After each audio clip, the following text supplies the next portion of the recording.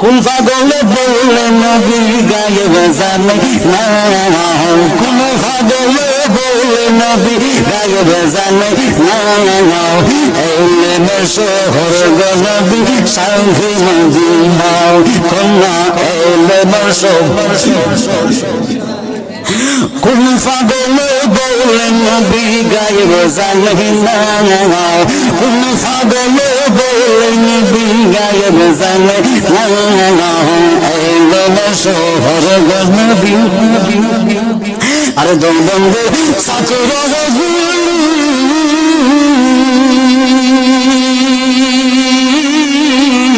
আর মির্জা গুলাম কাদিয়া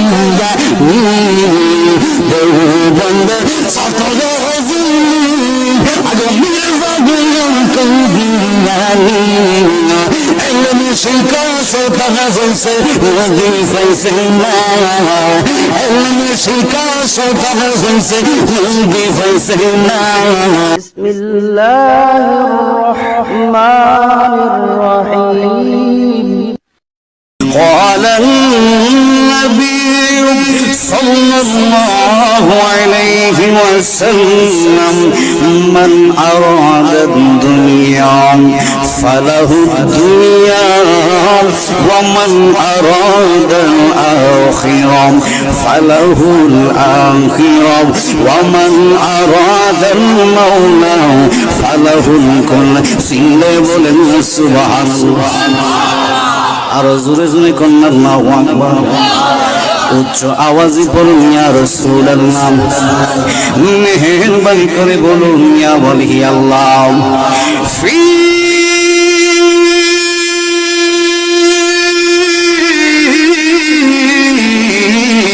শান হাবিবিহি, আওয়াজ করে বলুন আল্লাহু আকবার।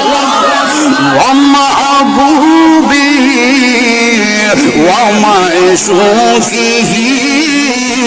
مخبرا وآمرا سبحان الله. إن الله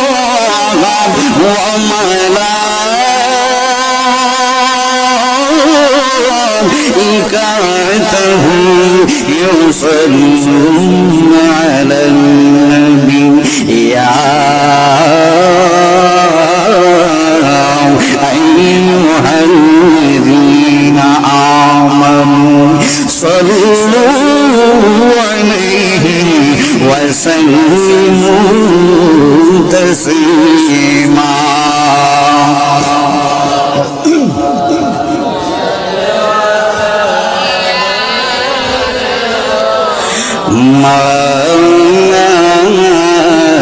محمد وعلى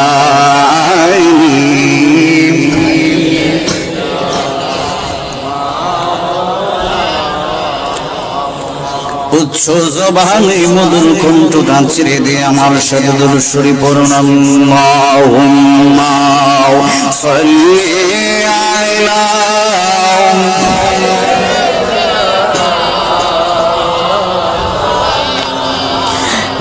محمد وعلى آل سيدنا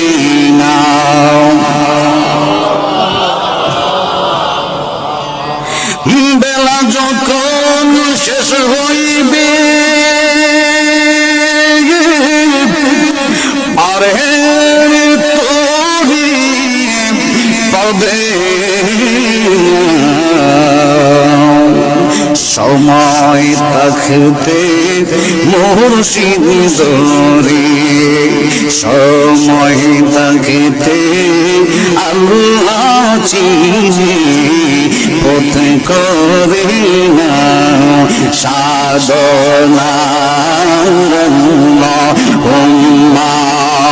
সাল্লি মাশাআল্লাহ মাশাআল্লাহ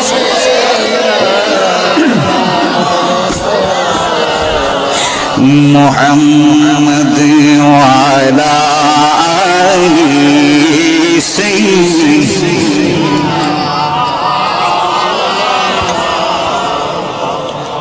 পাথরে কালিমা পড়ে পড়ে আমার নূর নবীর প্রেমেতে উস্তুনি আল্লাহ কাঁদে আমার নূর নবীর বিরহে পরে কি পড়ে না বাবা পড়ে না বাবা আরে পাথরে কালিমা পড়ে পড়ে আমার নূর নবীর প্রেমেতে উস্তুনি গানা কাঁদে আমার নূর নবীর বিরহে আঙ্গুল মুবারকের ইশারাতে চন্দ্র দুভাগ হয়ে যায় ওই নবীজি শুয়ে আছেন সোনার মদিনায়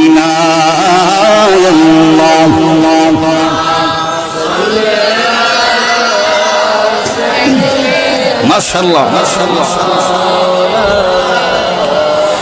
মুহাম্মদ ওয়ালা আলি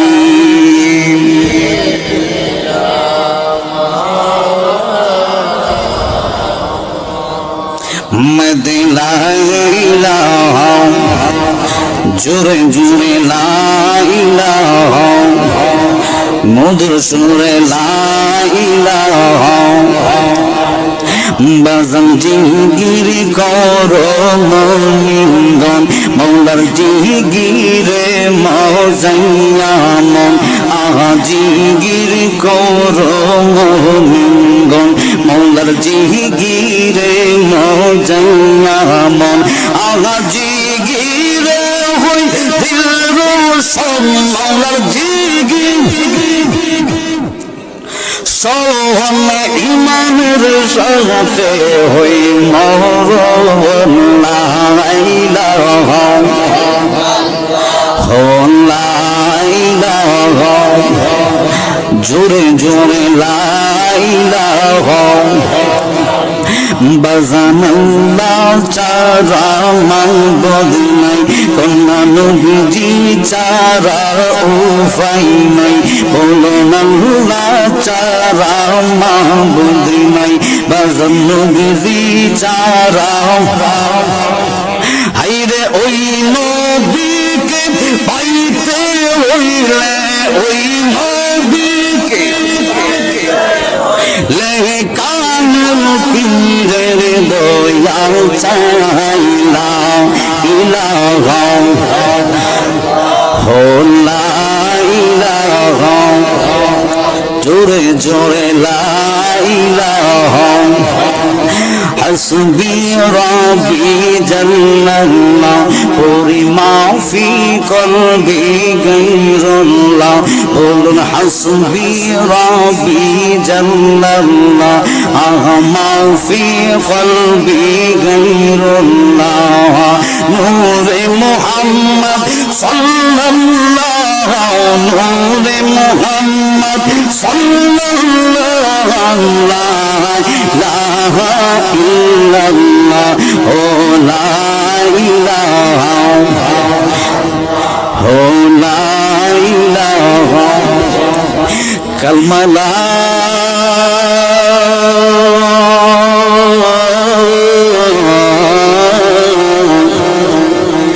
ইলাহা ইল্লাল্লাহ মুহাম্মাদুর রাসূলুল্লাহ সাল্লাল্লাহু আলাইহি ওয়াসাল্লাম।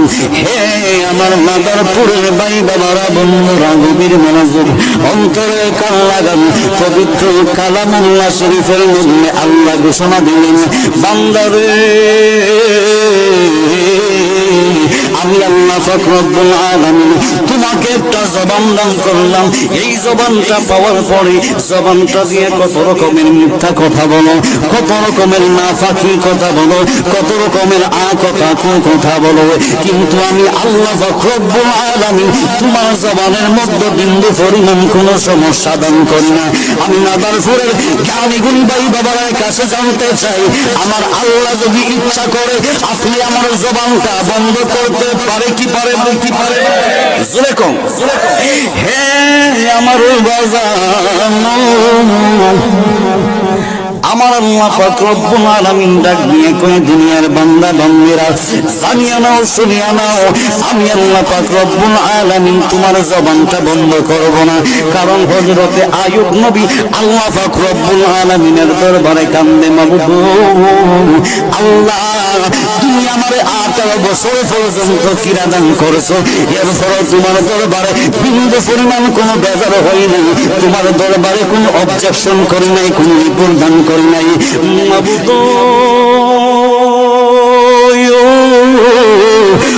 আমার আল্লাহ কিন্তু তোমার দরবারে আমি আইয়ুব নবী একটা অবজেকশন আমি তোমার দরবারে দাঁড় করাইলাম তুমি আমার জিহ্বাটার মধ্যে কিরা দিও আর জোরে কন্যা সুবহানাল্লাহ আইয়ুব নবী কয় আল্লাহ জিহ্বাটার মধ্যে কিরা দিও না কারণ জবানটা দিয়ে আমি তোমার নামের জিকির আদায় করব তুমি মাওলা পাকের জিকির যখন আদায় করিব কিরার দর্শন আমার মনটাকে আমার একটা চিৎকার দিয়া কয় বান্দা ও বান্দা বান্দির দলেরা রে আমি আল্লাহ পাক রব্বুল আলামিন তোমাদেরকে যে জবানটা দান করলাম এই জবানটা দিয়া যদি তোমরা আমি আল্লাহ রব্বুল আলামিনকে যদি ডাকতে পারো আমি আল্লাহকে যদি স্মরণ করতে পারো আমি আল্লাহ রব্বুল আলামিন ঘোষণা করে দিলাম ফাযকুরুনি আযকুরুকুম ওয়াশকুরুনি ওয়া লা তাকফুরুন আমি আল্লাহরে স্মরণ করার কারণে গো আমি আল্লাহ রব্বুল আলামিন তুমি পাপী বান্দাকে স্মরণ করব ওরে লা ইলাহা ইল্লাল্লাহু পড়ো বাজানে লা ইলাহা ইল্লাল্লাহু পড়ো হে দিন গেল লা ইলাহা রং লা ইলাহা ইল্লাল্লাহু পড়ো হে দিন গেল লা ইলাহা এমন আওয়াজে বাবা হবে না আমি বাক্সারে যে আসছিলাম সিলনানি জ্বালায় আমি আমার নিজের মনে বলছি না রে বাবা সুতা এমন হওয়া লাগবো সুতার আওয়াজে বসতে যেন মাটি নিয়ে দাঁড়ায়া যাই কথা কন না খা বাজান লা ইলাহা ইল্লাল্লাহু ফরে দিন গেল লা ইলাহা ইল্লাল্লাহু পড়ো লা ইলাহা গেল লা ইলাহা ওরে আলিফের উপরে বেশি দিয়া আলিফ লাম মিম করিয়া দুই অক্ষরের হাকিকত তুমি জানো দুই অক্ষরের হাকিকত তুমি জানো বাজামে দুই অক্ষরের হাকিকত তুমি জানো রে দিন গেল লা ইলাহা ইল্লাল্লাহু পড়ো সিনে কোন সুবহানাল্লাহ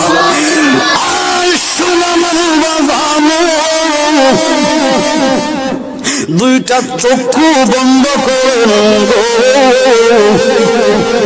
আপনি যে দরবারের মুর্শিদের কাছে মুতাওয়াজ্জ যে দরবারের কাছে আপনি মুরিদ হয়েছেন মুর্শিদ কেবলার কাছে মুরিদ হয়েছেন ওই দরবারের মুর্শিদ কেবলার দিকে মুতাওয়াজ্জ হয়ে যান আপনার কলবটাকে টাওয়ারের মতো গ্রামীণ বলেন এয়ারটেল বলেন রবি বলেন যে কোনো টাওয়ারের মতো আপনার আপনি নিজে মোবাইল হইয়া ওই নেটওয়ার্কের টাওয়ারের দিকে আপনি মুতাওয়াজ্জ হয়ে যান দুইটা চক্ষু বন্ধ করে আপনার মুর্শিদের চেহারাটা সামনে বসাইয়া আমি এবং গুনাহগারের সাথে আমার মাওলা পাক রব্বুল আলামিনের জিকির আদায় করুন আল্লাহ আল্লাহ আল্লাহ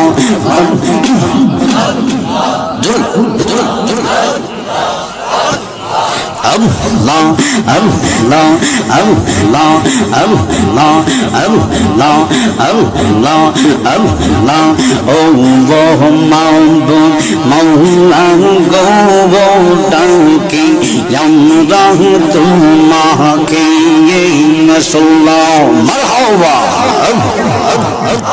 আজকের মাহফিল কবুল করো গো, আজকের মাহফিল কবুল করো গো, আমার দুনিয়ার নবীর খাতিরে ও মাবুদ মাওলা গো ডাকি আমরা তোমাকে মাশাআল্লাহ আল্লাহ আল্লাহ আল্লাহ আল্লাহ আল্লাহ আল্লাহ আই মুহাম্মদ কমলি ওয়ালা আই রে আমার বুকে আওয়াজ আই মুহাম্মদ মদিনা ওয়ালা আই রে আমার বুকে আওয়াজ কান্দে রে তোর পাগলেরা ডাকে রে তোর পাগলেরা শান্তি দে মোর কোলে যাওয়াই মুহাম্মদ কমলি ওয়ালা আই রে আমার বুকে আওয়াই মারহাবা চাঁদ সুরুজার গৌহর দিল সালাত ফেরেশতারা চাঁদ সুরুজার গৌহর দিল সালাত ফেরেশতারা সদাই তারা পাগল তারা নবী সদাই তারা পাগল তারা ফুল তুলে দিতে গোলাও নাই মাশাআল্লাহ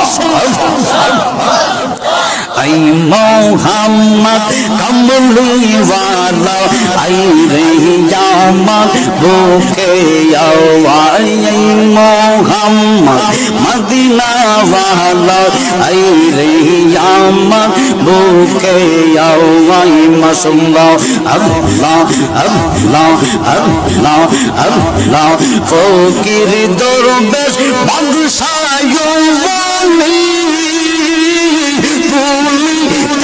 কত ফুলের কলি বাংলায় হইয়া বিকার জলি বাংলায় লইয়া বিকার জলি বাস করে গাছের তলাওয়াই মাশাআল্লাহ আই মুহাম্মদ কমলি ওয়ালা আই রে আমার বুকে আওয়াই মারহাবা রাসূলুল্লাহ আমার নয়ন মনি মাকি মাদানি রাসূলুল্লাহ আমার নয়ন মনি মাশাআল্লাহ আল্লাহ আল্লাহ আল্লাহ আল্লাহ রাসূলুল্লাহ আমার নয়ন মনি মাকি মাদানি রাসূলুল্লাহ আমার নয়ন মনি মারহাবা আল্লাহ আল্লাহ আল্লাহ আল্লাহ রাসূলুল্লাহ আমার আরব বাসী সাহার প্রেমে মগুদাসী রাসূল আমার আরব বাসী সাহার প্রেমে মগুদাসী নবীর প্রেমে ফেরলো চোখের ফানি মাকি মাদানি রাসূলুল্লাহ আমার নয়ন মনি মাশাআল্লাহ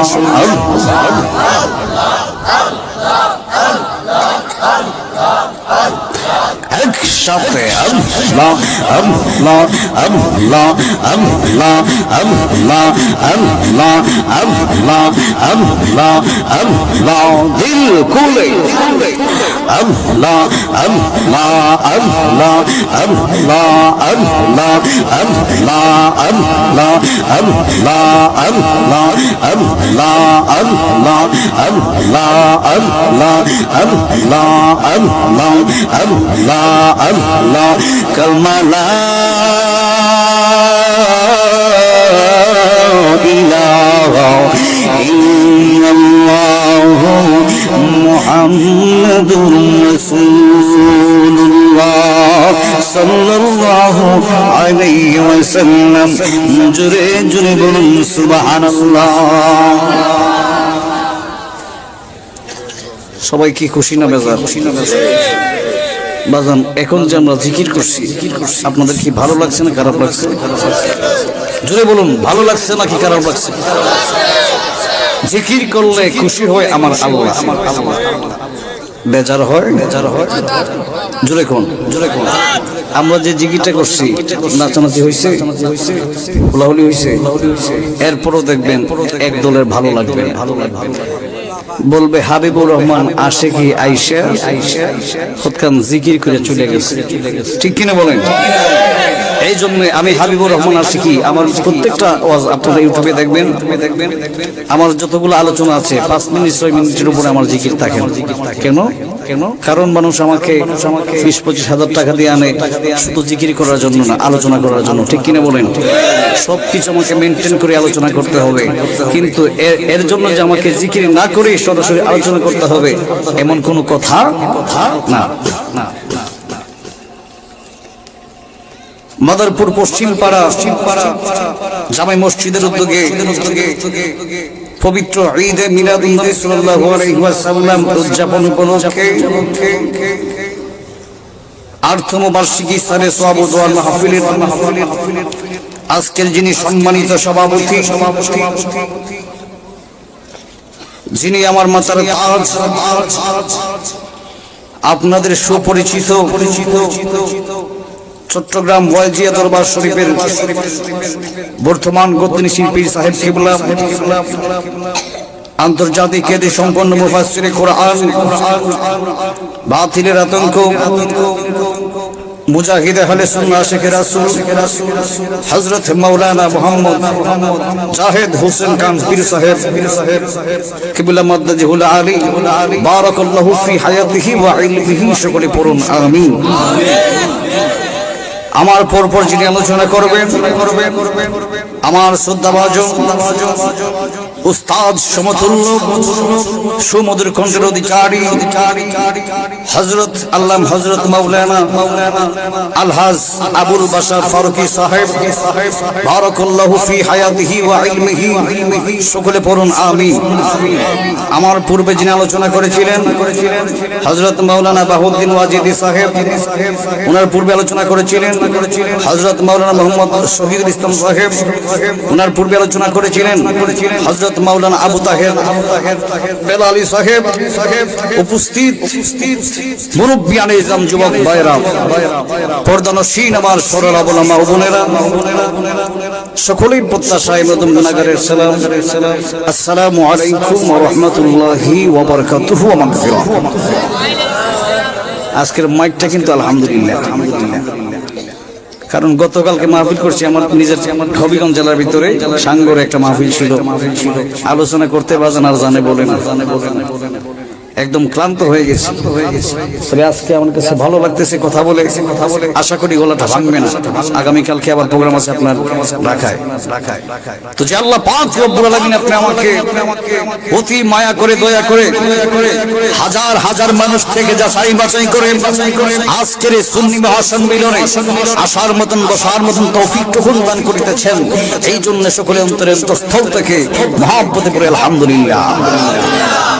গভীর মনোযোগ। আমি আপনাদের সম্মুখে একটা আয়াতে কারিমা তিলাওয়াত করেছিলাম। পবিত্র কুরআনুল কারীমের মধ্যে আল্লাহ বলছেন, আল্লাহু আকবার লিল্লাহিল হামদু বিসমিল্লাহির রাহমানির রাহিম কুল্লু নাফসিন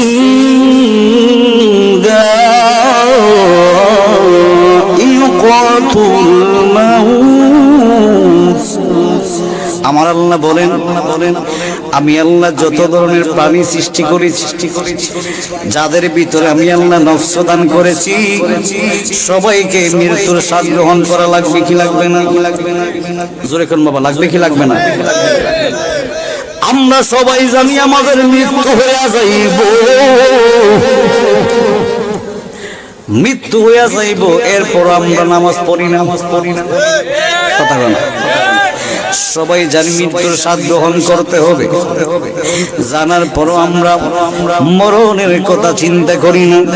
বাজানো হযরতে মালাকুল মউত আযরাইল আলাইহিস সালাতু ওয়াস সালাম দিনে 70 বার প্রত্যেকটা মানুষের দরবারে হাজিরা দিয়ে যায়, প্রত্যেকটা মানুষের দরবারে এসে মুসাফা করে যায়। যখন আপনার হায়াতের কাতারা শেষ হয়ে যাবে, এখন আপনার সাথে মুসাফা করে যায়। যখন আপনার হায়াতের কাতারা শেষ হয়ে যাবে, ওই সময় মালাকুল মউত আলাইহিস সালাতু ওয়াস সালাম আর মুসাফা করবে না, মুসাফা করবে না।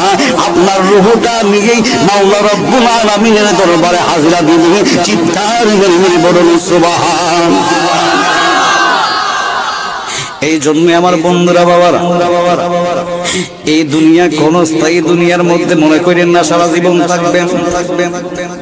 আপনি বড় চেয়ারম্যান হয়ে গেছেন, আপনি বড় মেম্বার হয়ে গেছেন, এমপি হয়ে গেছেন, মন্ত্রী হয়ে গেছেন, নিরীহ মানুষের উপরে আপনি অত্যাচার করেন, আপনি বড় টাকাওয়ালা হয়ে গেছেন, সমাজের মধ্যে আপনি নেতা হয়ে গেছেন। নেতা হয়ে যাওয়ার পরে গরিব মানুষদেরকে আপনার চোখের মধ্যে লাগে না, অন্যায়ভাবে আপনি তাদের উপরে অত্যাচার করেন। বাজানো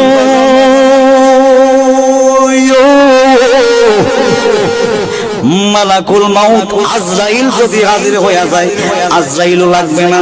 সামান্য একটা জ্বর যদি উঠে, বাজান ক্ষমতার তাকেনি, জোরে কোন, সামান্য একটা সর্দি কাশি বা জ্বর হইলে, বা আঙ্গুলের মাথার মধ্যে, সামান্য একটা আঙ্গুলের মাথার মধ্যে যদি সামান্য পরিমাণ কোনো ব্যথা থাকে, এরপরে দেখবেন আপনার শরীরটা বেবস হয়ে যায়, আর শরীরের মধ্যে কোনো শক্তি থাকে না। বাজানো এই জন্য আপনার শরীরের মধ্যে যদি শক্তি থাকে, আপনার ভিতরে যদি আল্লাহ রাব্বুল আলামিনের ভয় থাকে, শক্তি থাকার পরও আপনার উপরে যদি অন্যায় হয়ে যায়, এরপর আপনি গায়ের জোরে কথা বলবেন না। আমার দয়াল নবী বলেন, গায়ের জোরে যে ব্যক্তি কথা বলে, গায়ের জোরে কথা বলে না, আমি রাসূলুল্লাহর পরাণের মধ্যে আঘাত করে। আর জোরে কন্যা সুবহানাল্লাহ। এই জন্য গায়ের জোর সব জায়গার মধ্যে চলে। অনেক সন্তান দেখবেন বড় হয়ে যাওয়ার পরে গায়ে যখন শক্তি থাকে, তখন বাবাকে আর বাবা বলে না, বেটা বলে। ঠিক কি না? বাবাকে তখন আর চোখে লাগে না। আচ্ছা বলেন তো বাজান, আমি যত বড়ই মৌলানা হয়ে যাই না কেন, আমার বাবার কাছে কি আমি মৌলানা? আপনি যত বড় এমপি, মন্ত্রী, জজ, ব্যারিস্টার হয়ে যান না কেন, আপনার বাবার কাছে আপনি সন্তানের মতো। এই জন্য বাবার কাছে আপনাকে এমন ভাবে থাকতে হবে যেন আপনার মা বাবা আপনার থেকে, আপনার দ্বারা কষ্ট পেয়ে উফ শব্দটা না করতে পারে। চিৎকার মেরে বলুন আল্লাহু আকবার। এই জন্য গায়ের মধ্যে শক্তি থাকলে, শক্তি থাকার পরও গায়ের জোরে কথা বলা যাবে। আমাকে বিষয় দেওয়া হয়েছে মৃত্যু এবং কবরের জিন্দেগি, কবরের আযাব বা কবর হাসর, এভাবে একটা বিষয় দেওয়া হয়েছে। আমি চেষ্টা করবো আপনাদেরকে এই বিষয় ভিত্তিক আলোচনা করে, ডানেও যাব না বামেও যাব না, এর ভিতরে থেকে আপনাদেরকে কিছু আমলীয় কথা বলবো। বাজান শুধুমাত্র ঘটনা বললে মজা পাইবেন, কিন্তু আমল করার মতো কিছু পাবেন না। সকালবেলা বলবেন কি ওয়াজ হয়ে গেছে, ঠিক কিনা? ওরে গায়ে জোরে বললে কথা, নবীর ফানে লাগে বেতা, চিরদিন তুই থাকবি না বলে নিরঞ্জনে, দিবে তোরে দুজকেরা গুনে, ফেলবি তোরে দুজকেরা গুনে, বাজানে ফেলবি তোরে দুজকেরা গুনে, নিরঞ্জনে দিবে তোরে। আপনার পারেন না বাবা? পারেন না বাবা? একটু আওয়াজ দিয়ে সহযোগিতা করেন। ওরে গায়ের জোরে বললে কথা, নবীর ফানে লাগে বেতা, চিরদিন তুই থাকবি না বলে নিরঞ্জনে, দিবে তোরে দুজকেরা গুনে, ফেলবি তোরে দুজকেরা গুনে, নিরঞ্জনে দিবে তোরে। শিশুর পরে যৌবন এলো, কত জনাই বই পাইল, কেউ নাহি পারে তোমার সঙ্গে। আল্লাহর সাথে কেউ পারেনি বাবা। শিশুর পরে যৌবন আসে কি আসে না? শিশুকাল থেকে মানুষ যৌবন করে পাও রাখে, যখন যৌবন কালটা যখন শেষ হয়ে যায় এরপরে মানুষ পাও রাখে বৃদ্ধকালে। শিশুর পরে যৌবন এলো, কত জনাই বই পাইল, কেউ নাহি পারে তোমার সঙ্গে। ওরে 40 বছর হইলে ফার কম কম যাইব, হইবে জঙ্কার জঙ্গরিবে, পিছনে পিছনে বাজারে জঙ্গ ধরিবে, পিছনে পিছনে নিরঞ্জনে দিবে তোরে দুজকেরা ঘুরে, ফেলবে তোরে দুজকেরা ঘুরে, বাজারে ফেলবে তোরে দুজকেরা ঘুরে, নিরঞ্জনে দিবে তোরে। বয়স যখন পড়বে বাটি, সঙ্গে হবে বাঁশের লাঠি, কিছু কিছু কম শুনবি তুই কানে। ঠিক কিনা বাবা? বয়স যখন বাটি পড়বে, বক্সের চাউনটা একটু কমিয়ে দেবে। বয়স যখন বাটি পড়বে, মানুষ বৃদ্ধ মানুষ যারা আছেন দেখবেন লাঠি দিয়ে চলে কি চলে না? জোরে কোন আপনাদের এদিক দিয়ে মনে লাঠি লাগে না? লাগেনি বাবা? বয়স যখন পড়বে বাটি, সঙ্গী হবে বাঁশের লাঠি, কিছু কিছু কম শুনবি তুই কানে। ওরে বল কমিবে হাতে সারে মাথা ঘুরাই, ছুটুয় কর দেখবি না নয়নে, বাজানে ছুটুয় কর দেখবি না নয়নে, নিরঞ্জনে দিবে তোরে দুজকেরা ঘুমে, ফেলবি তোরে দুজকেরা ঘুমে, নিরঞ্জনে দিবে তোরে। হে আমার মামার পুরে জ্ঞানী গুণী ভাই বাবা বন্ধুরা রে, একটু গভীর মনোযোগ অন্তরের কান লাগে বসে যান। আপনি সন্তানের জন্য সুদের টাকা খাইয়া, ঘুষের টাকা খাইয়া, ব্যবসার মধ্যে আপনি 2 নাম্বারি করে আপনার সন্তানের জন্য 2 তলা 3 তলা বাড়ি বানাইয়া গেলেন রে বাবা। বাজানো কিন্তু কবরের মধ্যে যাওয়ার পরে আপনার সন্তান আপনার কবরের মধ্যে যায় প্রস্রাব করতো না? ঠিক কিনা? যদি আপনি হালাল খাদ্য খাওয়াইয়া যদি আপনার সন্তানকে বড় করতে পারেন, খোদার কসম রে আমি হাবিবুর রহমান আশিকি গ্যারান্টি দিয়ে গেলাম, হালাল খাদ্য খাওয়াইয়া যদি আপনি আপনার সন্তানকে আল্লাহ পালন কইরা যদি বড় কইরা যাইতে পারেন, কবরের মধ্যে যাওয়ার পরে যদি আপনার সন্তান আপনার জন্য দোয়া না করে, এরপর আল্লাহ রাব্বুল আলামিন আপনি আমার আমল নামার মধ্যে নফল ইবাদতের সওয়াব দিয়া দিব। কিন্তু যদি আপনি হারাম খাদ্য খাওয়াইয়া সন্তানকে আপনি লালন পালন করেন, 4 তলা 5 তলা বিল্ডিং বানাইয়া দিয়ে যান, ওই সন্তান আপনার জন্য দোয়া করবে না, কারণ তার শরীরের মধ্যে রয়েছে হারাম রক্ত। আর হারাম রক্ত যার শরীরের মধ্যে থাকবে, আমার আল্লাহ পাক রব্বুল আলামিন ওই ব্যক্তির নামাজ রোজা কবুল করবে না। সুবহানাল্লাহ কইতেন না? যদি আপনার শরীরের মধ্যে হারাম রক্ত থাকে, আপনার নামাজ রোজা কোনো কিছুই হবে না। কারণ হযরতে ইব্রাহিম বিন আদহাম একজন আল্লাহর ওলি, উনি মক্কা শরীফের মধ্যে যাবেন হজ করার জন্য। বাজান খুব মনোযোগ সহকারে শুনবেন। মক্কা শরীফের মধ্যে যাবেন হজ করার জন্য, যাওয়ার সময় হাইটা যাওয়া লাগবে। ওই সময় কিন্তু হেলিকপ্টার ছিল না, গাড়ির কোনো চল ছিল না, মানুষ পায়ে হেঁটে হেঁটে মক্কা শরীফের মধ্যে যাইতেন হজ করার জন্য। ঠিক কিনা বাবারা? পিছনে বাবারা আমার দিকে মনোযোগ। এখান থেকে আলোচনাটা শোনার পরে আপনি বুঝতে পারবেন দুনিয়ার মধ্যে কোথায় আছেন আপনি, আমি কেমন জিন্দেগি করতেছি, কেমন জিন্দেগি করতেছি। নামাজ রোজা যতই পড়েন না কেন গো, হালাল খাদ্য যদি না খান, হালাল খাদ্য না খাইলে ওই নামাজ রোজা পড়ে কোনো লাভ হবে না। চিৎকার মেরে বলুন সুবহানাল্লাহ। আল্লাহর ওলি হযরত ইব্রাহিম বিন আদহাম উনি যাবেন মক্কা শরীফের মধ্যে হজ করার জন্য। যাওয়ার সময় উনি 1 কেজি খেজুর নিয়েছেন। একটা খেজুর খাবেন সেহরির সময়, আর একটা খেজুর খাবেন ইফতারের সময়। এবার 1 কেজি খেজুর নিয়ে যখন উনি গেলেন মক্কা শরীফের মধ্যে হজ করার জন্য, বাজানো মক্কা শরীফ যাওয়ার পরে হজ করে যখন উনি চলে আসবেন, আসার সময় কয়েকদিন আগে উনি মসজিদের ভিতরে উনি কাবা শরীফের মধ্যে বসে একটু বিশ্রাম করতেছেন।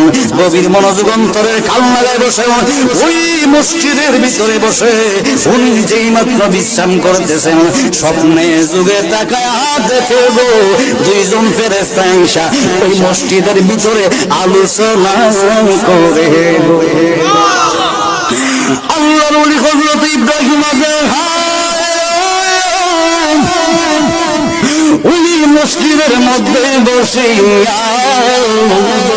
স্বপ্নে যুগে তাকায়া দেখেন গো 2 জন ফেরেশতা বরাবরি করতেছে। তাকায়া দেখছেন ওই যে একজন আল্লাহর বান্দা দেখা যায়, এই ব্যক্তিটার 40 দিন পর্যন্ত কোনো নামাজ রোজা কবুল হয় না। হযরত ইব্রাহিম বিন আদহাম উনি বলেন আমি স্বপ্নে যুগে তাকায়া দেখতেছি ওই 2 জন ফেরেশতা যখন বলাবলি করে আমার নামাজ রোজা কিছুই কবুল হয় না। আমি মনে মনে বললাম আমি খেয়ে মন খাস করলাম, আমার তো জানা মতো আমি ইচ্ছা করে কেন 1 টাকা মেরে খাই নাই, আমি ইচ্ছা করে দুনিয়ার মধ্যে কোনো মানুষের মনের মধ্যে কোনো আঘাত করি নাই। এরপরও কেন আমার নামাজ রোজা 40 দিন পর্যন্ত আমার নামাজ রোজা কবুল হয় না। হযরত ইব্রাহিম বিন আদহাম ঘুমের ঘরে স্বপ্নে যুগে তাকায়া দেখতেছে 2 জন ফেরেশতা বলেন তুমি জানোনি কি জন্য এই ব্যক্তিটার 40 দিন পর্যন্ত নামাজ রোজা কবুল হয় না? বলে কি জন্য বলো? বলে এই ব্যক্তিরা ইচ্ছা করে অন্য একজন মানুষ থেকে ওই ব্যবসায়ী ইচ্ছা করে একটা খেজুর তার মাফের মধ্যে বেশি দিয়া দিয়েছে, কিন্তু হযরত ইব্রাহিম বিন আদহাম ওইটা দেখার পর উনি প্রতিবাদ করলেন না। উনি বললেন না দোকানদার ভাই আপনি আমাকে একটা খেজুর বেশি দিয়েছেন, আপনার একটা খেজুর আপনি রেখে দেন, একটা খেজুরের জন্য হাসরের ময়দানে আমাকে জবাব দেওয়া লাগবে। এই কথাটা না বলার কারণে রে বাবা 40 দিন পর্যন্ত নামাজ রোজা কবুল হয় না। আর জোরে কন্যা সুবহানাল্লাহ। ইব্রাহিম বিন আদহাম স্বপ্ন ভেঙে গেল, উনি লাফ মেরে ঘুম থেকে উঠলেন। ঘুম থেকে উঠার পরে উনি মনে মনে চিন্তা করলেন সর্বনাশ, আজকে 40 দিন পর্যন্ত আমার নামাজ রোজা কোনো কিছু আমার আল্লাহ পাক রব্বুল আলামিনের দরবারে কবুল হয় না। কি ব্যাপার? উনি দৌড়ে চলে গেলেন ওই খেজুরদারের সন্ধানে, ওই খেজুর বিক্রেতার সন্ধানের মধ্যে উনি বাহির হয়ে গেলেন। আমাকে ওই খেজুরওয়ালার কাছ থেকে মাফ চাইতে হবে।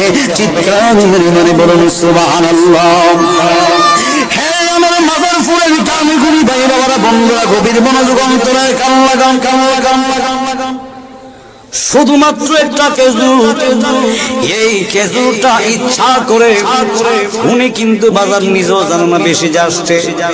উনি মনে করছেন মনে হয় মালিকে ইচ্ছা করে আমাকে একটা খেজুর বেশি দিয়েছে।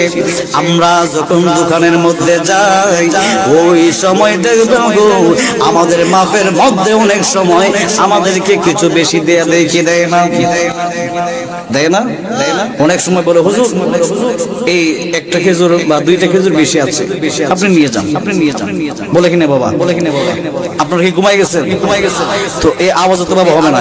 আল্লাহুম্মা সাল্লি আলা সাইয়্যিদিনা মুহাম্মাদ নাবিয়িনা শাফিয়ানা আল্লাহুম্মা সাল্লি আলা সাইয়্যিদিনা মুহাম্মাদ নাবিয়িনা শাফিয়ানা মাদি আমার নবী নূরের নবী মাটির নবী বইল না গো মাটির নবী বইল না ওই নবীকে মাটি বলে ওই নবীকে মাটি বলে ঈমান কারো থাকবে না আল্লাহুম্মা সাল্লি আলা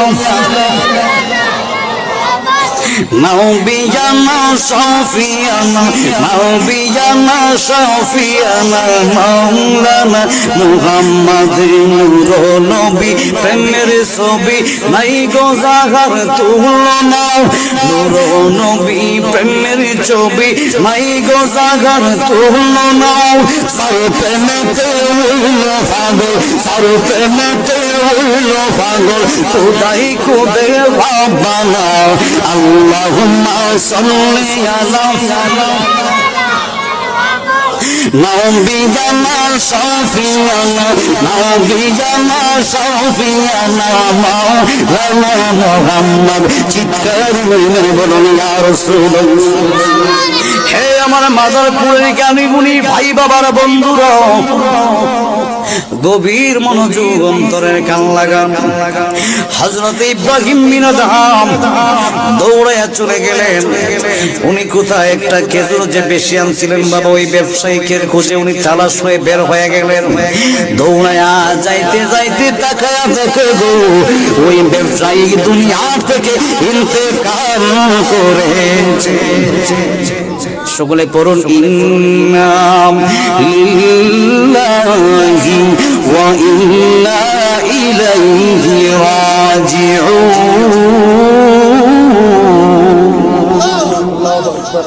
বাজানো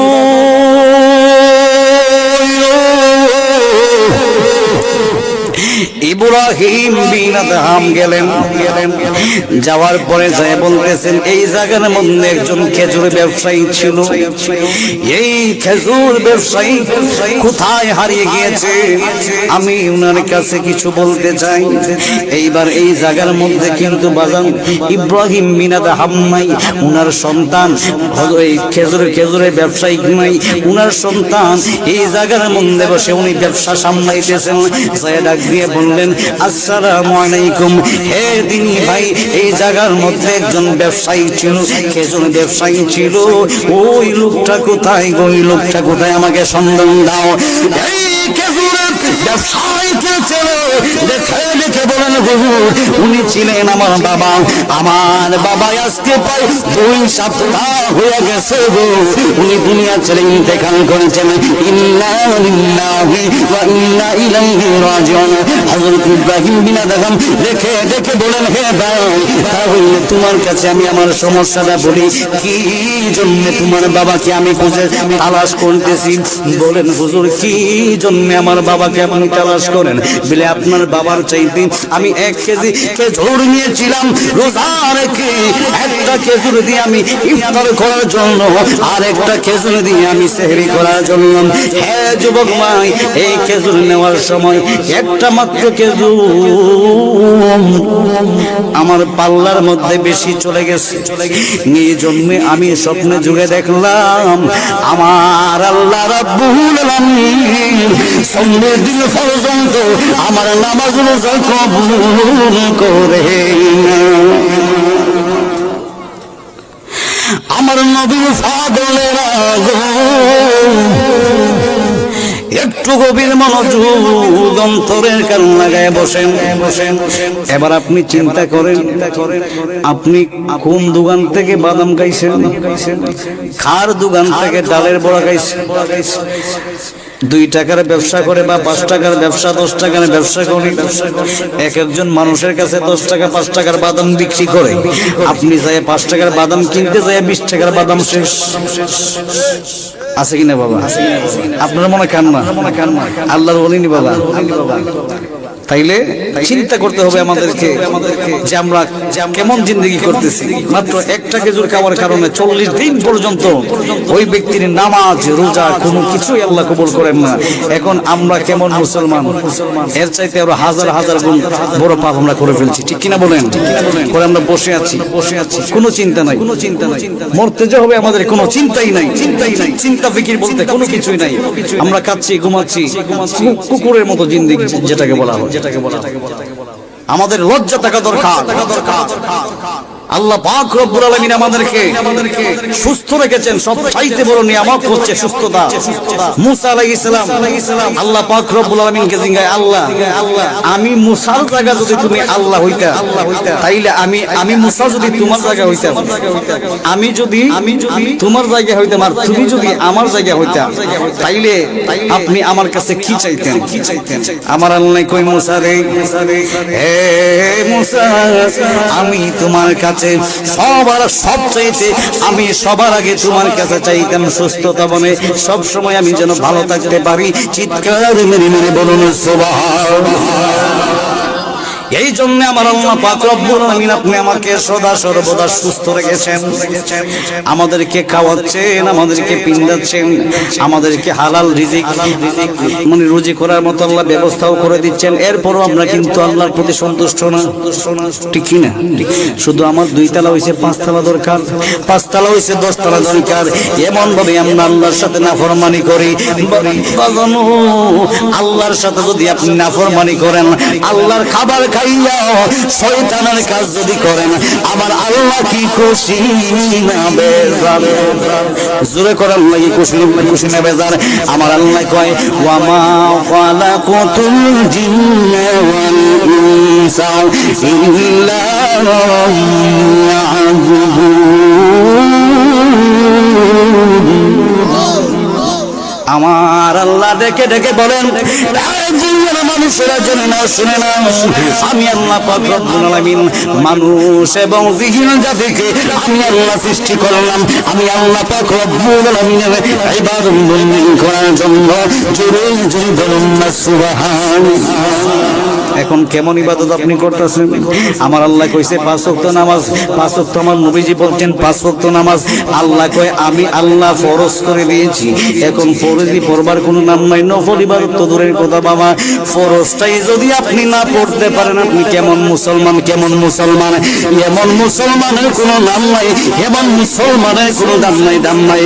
কবরের মধ্যে রাখার ফরজ, ওই কবর দেশের মধ্যে আপনার ফেরেশতার ডান্ডার পানি খাইতে খাইতে কথা কোন ঠিক না? এই জন্য হে আমার বন্ধুরা, আমার বাবারা, ইব্রাহিম বিন আদহাম বলে নাই, হে ভাই আপনার বাবার থেকে আমি একটা খেজুর বেশি যাওয়ার কারণে আজকে 40 দিন পর্যন্ত আমার নামাজ রোজা কোনো কিছু আল্লাহ পাক রব্বুল আলামিনের দরবারে কবুল হচ্ছে না। এবার তুমি আমার এই খেজুরের পাওনাটা তুমি আমাকে মাফ করে দাও। এবার ওই ব্যক্তি নাম ওই যুবক দেখে বলেন, হুজুর আমি একটা খেজুরের মধ্যে শুধুমাত্র আমার বাগনা আমার মা দুনিয়ার মধ্যে আছে রে, আমার মা দুনিয়ার মধ্যে বেঁচে আছে, আমার একটা বোন দুনিয়ার মধ্যে বেঁচে আছে।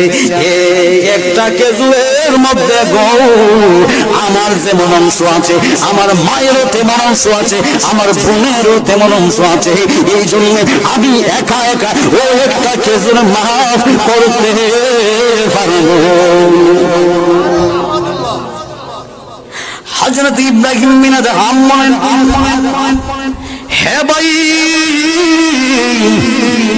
আপনার মা কোথায় আছে আমাকে বলেন, আপনার বোন কোথায় আছে আমাকে বলেন। এবার যখন মায়ের ঠিকানা যখন দিলেন, কেমন সন্তান কেমন বাবা দেখেন। আর আমাদের যদি হয়তো হুজুর আপনার একটা খেজুর বেশি দিছে, কি হইছে যা মাফ করে দিছি, ঠিক কি না? এখন একটা খেজুরের মধ্যে যদি এত তারা হিসাব করে, এতগুলা যদি তারা মানে খোঁজাখুঁজি করে যে এইটার মধ্যে আমার আম্মারও বাগ আছে, আমার বোনেরও বাগ আছে, তাইলে বাকি সম্পদ গুলার মধ্যে কি করবে বাবা? একটা সুতা পরিমাণ যদি আপনার বাগের মধ্যে বেশি চলে যায়, ওইটার হিসাবও কিন্তু আপনাকে দিতে হবে। আরে বিচার হবে কঠিন হাসর, বিচার হবে কর্ম অনুসার, বিচার হবে কর্ম অনুসারে কঠিন হাসর, বিচার হবে কর্ম অনুসারে। আরে আমার দোষে আমি দোষী, তাই তো আমার গলায় ফাঁসি গো। আরে আমার দোষে আমি দোষী, তাই তো আমার গলায় ফাঁসি। বিচার হবে কর্ম অনুসার, বাদী মন আমার দোষী মোর পড়ো। হযরত ইব্রাহিম বিন আদহাম বলেন, তোমার মায়ের সন্তানটা আমাকে দিয়ে দাও। এবার মায়ের সন্তানটা দিয়ে দিলেন, মায়ের দরবারে গেলেন, আসসালামু আলাইকুম ওয়া রাহমাতুল্লাহ। মাগো, এমন ভাবে আপনার স্বামী দেখে আমি একটা খেজুর আমার মাপের মধ্যে বেশি চলে যাওয়ার কারণে 40 দিন পর্যন্ত আমার নামাজ রোজা কোনো কিছু কবুল হয় না। এখন মেহেরবানি করে আপনি আমাকে মাফ করে দেন। এবার উনি ডেকে ডেকে বলেন, এই খেজুরটার মধ্যে শুধুমাত্র আমার ভাগ নয়, আমার 2টা সন্তান দুনিয়ার মধ্যে বেঁচে আছে। একটা পুত্র সন্তান আছে আর একটা কন্যা সন্তান আছে। 2 জনের ভাগটা এইটার মধ্যে রয়েছে। বলে, হুজুর, আমি আমার ভাগটা মাফ করতে পারি, আমি আমার পুত্র সন্তান এবং কন্যা সন্তানের ভাগটা আমি আপনার দরবার থেকে আপনাকে মাফ করতে পারবো না। বলে, মাগো, আপনার সন্তান আমাকে মাফ করে দিয়েছে, এইবার আপনি যদি মাফ করে দেন, আপনার কন্যা সন্তানটা, আপনার মেয়েটাও যদি আমাকে মাফ করে দেয়, আমার আল্লাহ রব্বুল আলামিন আমি ইব্রাহিম বিন আদহামকেও মাফ করে দিবে। জোরে জোরে বলুন সুবহানাল্লাহ। বন্ধু,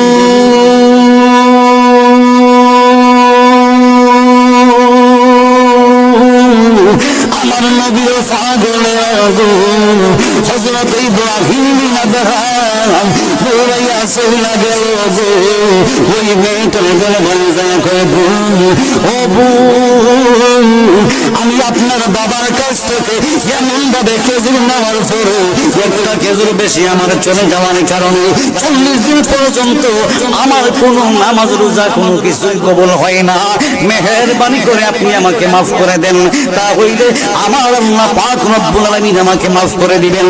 যেই মাত্র এমন ভাবে বললেন, এবার উনি দেখে দেখে বলেন, আমার ভাই কি আপনাকে মাফ করে দিয়েছে? বিলে হ্যাঁ। আমার মা কি আপনাকে মাফ করে দিয়েছে? বিলে হ্যাঁ। তা হইলে আমি আপনাকে মাফ করে দিলাম। সেই মাত্র মাফ করে দিলেন। হযরত ইব্রাহিম বিন আদহাম মনে মনে চিন্তা করলেন, আল্লাহ গো, আর জীবনে যত জায়গার মধ্যে যাইব, তাহলে একটা খেজুর বা অন্য কোনো কিছু একটা কম নিয়ে আসব। ইচ্ছা কইরাও যদি বেশি দেয়, এরপরেও সুবহানাল্লাহ কইতেন না বাজান, ঘুমানো সোজাগে তো সুবহানাল্লাহ আলহামদুলিল্লাহ তো আজ থেকে লেগে বাজান। আমার নবী বলেন, ইখওয়ালান নবী সাল্লাল্লাহু আলাইহি ওয়াসাল্লাম, ইদা মারারতুম বি রিয়াদিল জান্নাতি ফারতাহু। সুবহানাল্লাহ। যদি তোমরা দুনিয়ার মধ্যে কোনো জান্নাতের দিক দিয়ে গমন করবা, সাথে সাথে ওই জান্নাতের বাগানের মধ্যে বসে যাবে। শুধুমাত্র ওই জায়গার মধ্যে পয়সা তাই কেন বুবার মতো, কারণ জবানটা খান। জোরে কোন এই আল্লাহ জবান দিয়েছে আল্লাহর রাস্তায় ব্যয় করার জন্য। এখন বছরে একবার এই ওয়াজ মাহফিল হয়, বা বছরে 8-10টা গ্রামের ভিতরে 8-10টা মাহফিল হয়। মাত্র 1 সপ্তাহ আপনি কষ্ট করবেন। এই একটা সপ্তাহ যদি আল্লাহর জন্য আপনি আপনার জবানটাকে না করতে পারেন, তাইলে আপনার তো লজ্জা থাকা দরকার। কারণ আল্লাহ ইচ্ছা করলে মিনিটের মধ্যে আপনার জবানটা বন্ধ করে দিতে পারে। পারে কি পারে না? পারে কি পারে না? আল্লাহ পাক রব্বুল আলামিন ইচ্ছা করলে আপনি আমাকে একটা লাইসেন্স দিয়ে মিনিটের মধ্যে আমাদেরকে বুবা বানিয়ে দিতে পারে। এই জন্য আল্লাহ পাক রব্বুল আলামিন যে আমাদেরকে নিয়ামতটা দান করেছেন, যে তো আল্লাহর কাছে ব্যয় করতে হবে, ঠিক কি না? তো তোমরা জান্নাতের বাগানের মধ্যে শুধু বসে থাইকো না, এখানে বসে বসে তোমরা জান্নাতি ফল সংগ্রহ করিও। ওই যে আস্তে আরেকটু আস্তে, আরেকটু জোরে, মেহেরবানি করেন আল্লাহু আকবার। গভীর মনোযোগ, আওয়াজ দিলে বক্তা আলোচনা করতে ভালো লাগে। আর আপনারা যখন আওয়াজ দিয়ে বসে থাকেন তখন আমার মনে হয় শ্রোতারা মনে হয় আমার প্রতি রাগ করে আছে, যে হুজুর আজকে ওয়াজটা শেষ করুক, শেষ করে যাওয়ার সময় ধরে একটা গোটা দিয়ে দিন, ঠিক কিনা?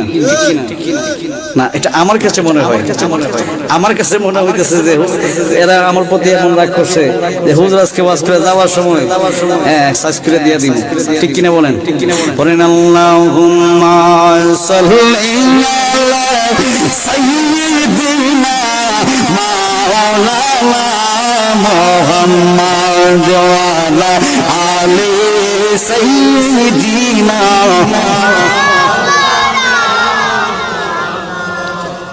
উচ্চ জবানে বলেন আল্লাহুম্মা সাল্লি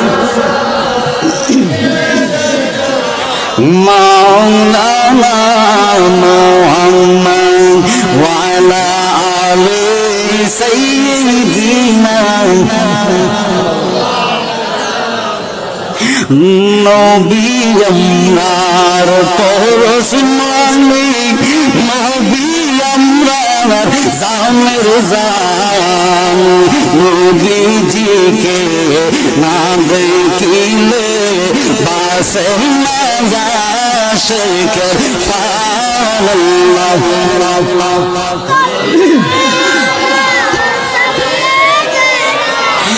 মাওলানা মুহাম্মদ ওয়া আলা আলিহি।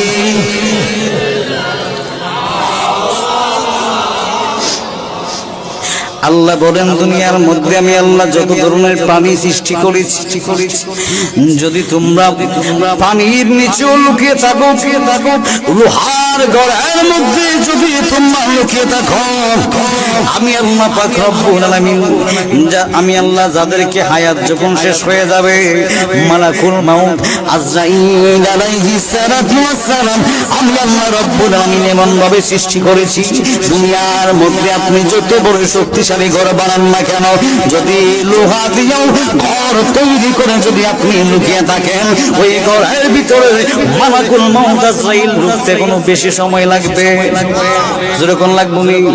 আমার বন্ধুরা বাবারা, এই মুহূর্তে মালাকুল মাউত আজরাইল আলাইহিস সালাতু ওয়াস সালাম যদি আপনার কাছে হাজির হয়ে যায়, আপনি বলবেন, হে আজরাইল, আমার একটা মেয়ে সন্তান আছে, আমার একটা কন্যা সন্তান আছে গো, আমি এই মেয়েটাকে যতক্ষণ পর্যন্ত বিবাহ শাদী কোনো কিছু একটা না দিব, ততক্ষণ পর্যন্ত তুমি আমাকে নিও না, আমাকে একটু হায়াত দান করো।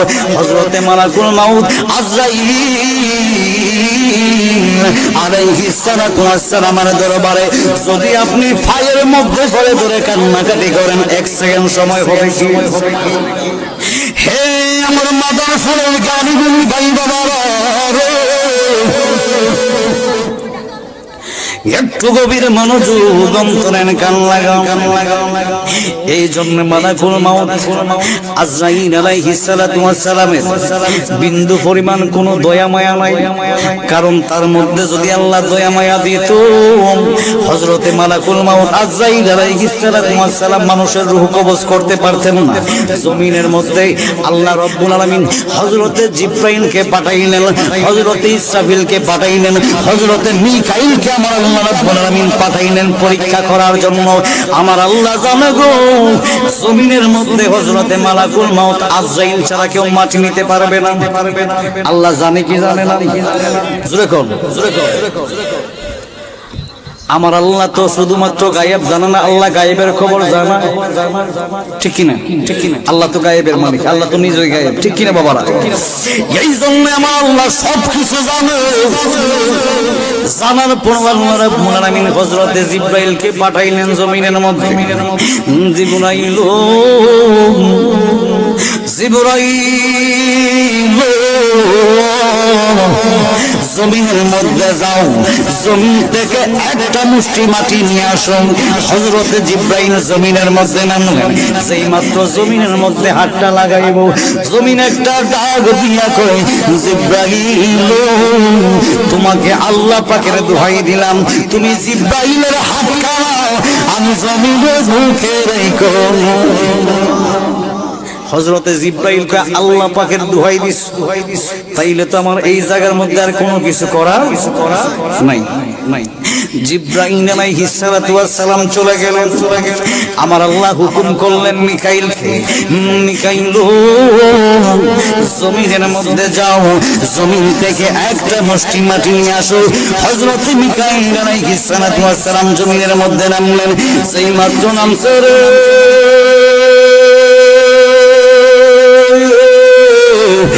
যেই মাত্র নামলো হযরতে মিকাইল আলাইহিস সালাতু ওয়াস সালাম জমিনে কিভাবে আল্লাহ পাকের দোহাই দিলেন, মিকাইল তুমি মিকাইলের হাত কানা, আমি জমিনের বুকে রাখো না। আল্লাহ পাকের দোহাই দিলাম, তুমি মিকাইলের হাত কানা, আমি জমিনের বুকের মধ্যে রাখো না। মিকাইল চলে গেল। আমার আল্লাহ পাক রব্বুল আলামিন ইসরাফিলকে হুকুম করলেন, ও ইসরাফিল যাও জমিন থেকে একটা মুষ্টি মাটি নিয়ে আসো। সেই মাত্র হযরত ইসরাফিল আলাইহিস সালাতু ওয়াস সালাম জমিনের মধ্যে হাতটা রাখবেন। জমিন একটা চিৎকার দিয়া কয়, ইসরাফিল আল্লাহ পাকের দোহাই দিলেন, ইসরাফিল তুমি ইসরাফিলের হাত কানা, আমি জমিনের বুকের মধ্যে রাখো না। চিৎকার মেরে বলবে সুবহানাল্লাহ। আমার আল্লাহ একটা ডাক দিয়া কয়, আজরাইল ও আজরাইল আর দেরি কইরো না, দেরি কইরো না, এবার তোমার পালা, যাও জমিন থেকে একটা মুষ্টি মাটি নিয়ে আসো। আল্লাহ মাটি দিয়া কি করবে? সুবহানাল্লাহ। আমার আল্লাহ কই, এই মাটিটা দিয়াও আমি আল্লাহ পাক রব্বুল আলামিন হযরতে আদম নবীর দেহ বানাইব। এইবার হযরতে মালাকুল মাউত আজরাইল আলাইহিস সালাতু ওয়াস সালামকে আল্লাহ যখন হুকুম করলেন, হযরতে মালাকুল মাউত আজরাইল আলাইহিস সালাতু ওয়াস সালাম জমিনের মধ্যে আসলেন। সেই মাত্র জমিনের মধ্যে আসার পরে যেই মাত্র কদমটা রাখলেন, খোদার কসম রে আজরাইলের কদমটা রাখার সঙ্গে সঙ্গে জমিনের বুকের মধ্যে ভূমিকম্প আরম্ভ হইয়া গেছে। জমিনের বুকের মধ্যে ভূমিকম্প আরম্ভ হয়ে গেছে, জমিনে কাঁপন আরম্ভ করছে। এবার ওই জমিনকে, জমিন আজরাইলকে দেখে দেখে বলেন, আজরাইল কি জন্য তুমি আসছো রে আজরাইল? আজরাইল বলেন, হ্যাঁ জমিন তুমি কি জন্য আসছি তুমি বুঝে জানো না? বলে জানি, মিকাইলকে আল্লাহ পাঠাইছে, জিবরাইলকে পাঠিয়েছে, হযরত ইসরাফিলকে আমার আল্লাহ পাঠিয়েছে, সবাইকে আমি তাড়িয়ে দিয়েছি, কিন্তু এখন তুমি আবার আসছো আমার জমিন থেকে, আমি জমিন থেকে এক মুষ্টি মাটি নেওয়ার জন্য। বলে হ্যাঁ। এবার জমিন কেমনে কেমনে বলে, আজরাইল তোমাকে আল্লাহ পাকের দোহাই দিলাম, আজরাইল তুমি আজরাইলের হাত কানা, আমি জমিনের বুকের মধ্যে রাখো না। আজরাইল কয়, জমিন ও জমিন তুমি যে আল্লাহ পাকের দোহাই দিতেছো, ওই আল্লাহ নিজে আমি আজরাইলকে পাঠাইছে তুমি জমিনের বুক থেকে মাটি নেওয়ার জন্য। তুমি যে আল্লাহর দোহাই দিতেছো, ওই আল্লাহ নিজেই পাঠিয়েছে তোমার বুক থেকে এক মুষ্টি মাটি নেওয়ার জন্য। এখন আজরাইল কয়, জমিন তুমি যতই কান্নাকাটি করো না কেন কোনো লাভ হবে? আমার আল্লাহ পাক রব্বুল আলামিন আমি আজরাইলকে হুকুম করেছে, যতক্ষণ পর্যন্ত আমার আল্লাহ পাক রব্বুল আলামিনের দরবারে আমি হযরত মালাকুল মাউত আজরাইল মাটি না নেওয়া ছাড়া জমিন থেকে উড়াল দিতাম না। হযরতে আজরাইল আলাইহিস সালাম এই কইয়া আপনার একটা দাবা বাদশা জমিনের বুকের মধ্যে জমিনের কলিজা ছিঁড়ে ফেলাইছে। সুবহানাল্লাহ। এই জন্য জমিনকে এখন সারাদিন কুবাইলেও জমিনের কোনো কিছু করা নাই, জমিন মুর্দা হয়ে গেছে। মুর্দা না বলতে জমিনকে আল্লাহ পাক রব্বুল আলামিন এমন ভাবে রেখেছেন জমিন কোনো কিছু করতে পারবে না। না, মুর্দা বললে আবার ভুল হবে, কারণ মুর্দা যদি হইতো তাহলে তো গাছ লাগানোর পরে গাছ বড় হইতো না বাবা, ঠিক কিনা? তবে এগুলোকে আপনার আমরা যে গরু কুরবানি করি, গরু যদি কথা বলতে পারতো বাবা, গরুকে খাওয়া সম্ভব হইতো? মাছ যদি কথা বলতে পারতো তাহলে মাছ খাওয়া সম্ভব ছিল না। এগুলো আল্লাহ পাক রব্বুল আলামিন আমাদেরকে নিয়ামত দান করেছেন এবং এগুলো আমাদেরকে ভোগ করার জন্য আল্লাহ আমাদের ইনসানের জন্য, আমাদের জন্য, আমাদের ভালোর জন্য, আমাদের কল্যাণের জন্য আল্লাহ সৃষ্টি করেছেন। এখন আল্লাহ পাকের এত নিয়ামত পাওয়ার পরও আমরা জবান দিয়ে আলহামদুলিল্লাহ বলতে পারি না। আরো জোরে করে আলহামদুলিল্লাহ। আজরাইল আলাইহিস সালাম উনার কোনো দয়া মায়া নাই। আমি এটাই বোঝাতে চাচ্ছিলাম যে আজরাইলের কোনো দয়া মায়া নাই। আজরাইলের যদি দয়া মায়া থাকতো তাইলে মানুষ, দুনিয়ার কোনো মানুষকে আজরাইল রূহ নিতে পারতেন না বাবা। এই জন্য আমার বন্ধুরা, আমার বাবারা গভীর মনোযোগ অন্তরে কান লাগান। হযরতে মালাকুল মউত আজরাইল আলাইহিস সালাম যদি এই মুহূর্তে চলে আসে, আজরাইল আসার পরে বাজান আপনি যত চিল্লাচিল্লি করেন না কেন, আজরাইল আপনি আমাকে একটা মিনিট সময় দেন, আমি আমার আল্লাহ পাক রব্বুল আলামিনের দরবারে একটু তওবা করে নিব।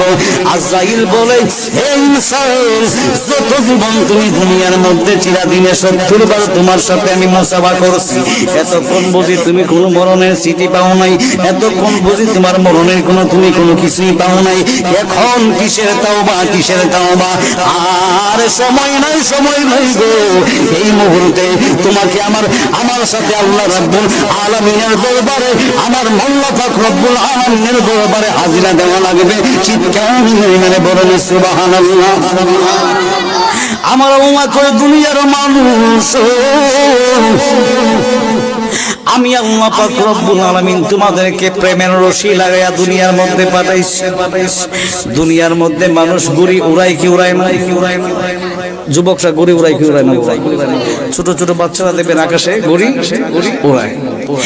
এই গড়িটা দেখবেন ডান দিকেও যায়, বাম দিকেও যায়, সারা আকাশটার মধ্যে ঘোরাঘুরি করে, মালিকে কোনো কিছুই করতে পারে। লেকিন সন্ধ্যা যখন হয়ে যায়, সন্ধ্যাবেলায় কিন্তু মালিক আর গড়ি উড়ায় না। সন্ধ্যা যখন হয়ে যায়, মালিককে গড়ির সুতাটা আস্তে আস্তে করে বলা শুরু করে, গড়ি যতই ডানে যাক না কেন, বামে যাক না কেন, যখন ওই গড়ির মালিক যখন রশি ধরে যখন টান মারে, ওই গড়ির কোনো ক্ষমতা থাকে না, ওই গড়িটার ক্ষমতা শেষ হয়ে যায়। সন্ধ্যা যখন হয়ে যায় রে বাবা, ওই সময় কিন্তু মালিকের দরবারে হাজিরা দেওয়া লাগে কি লাগে না? হাতের মধ্যে আসে কি আসে না? সন্ধ্যাবেলায় কিন্তু রশিদ ধরে টান দিলে কিন্তু গুড়ি হাতের মধ্যে আসে। আমার আল্লাহ কয়, দুনিয়ার মানুষ, আমি আল্লাহ পাক রব্বুল আলামিন তোমাদেরকে এমন ভাবে একটা রশি লাগায় পাঠাইলাম, যতই তুমি পাপ কাজ করো না কেন, যতই তুমি ডানে বামে চলাফেরা করো না কেন, যতই বেপরদাভাবে চলাফেরা করো না কেন, আমি আল্লাহ পাক রব্বুল আলামিন তোমাকে দুনিয়ার মধ্যে পাঠিয়েছি। কুরআনুল কারীমের মধ্যে আল্লাহ বলেন, তোমাকে দুনিয়ার মধ্যে যত ধন সম্পদ আছে সব কিছু তোমাকে আমি আল্লাহ থেকে দূরে সরিয়ে রেখেছি, যতক্ষণ পর্যন্ত তোমার মৃত্যু না হবে।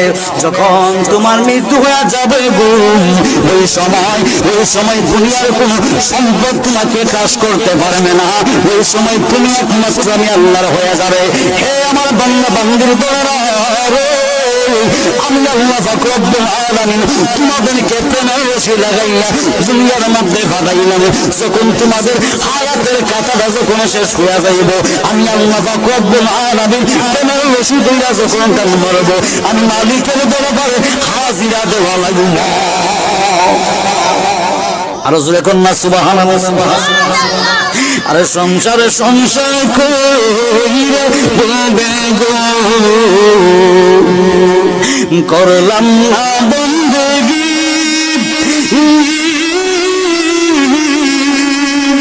কিভাবে কবরে জিন্দেগি রে ওরে জীবন গুনাই গুনাই গেল রে বাজান গুনাই গুনাই জীবন যাচ্ছে কি তো এমন আওয়াজ হতে বোঝা যায় আপনারা কোনো গুনাই করেন না জীবনে মানুষ যারা চলে যাচ্ছে এর মনে কাজ করব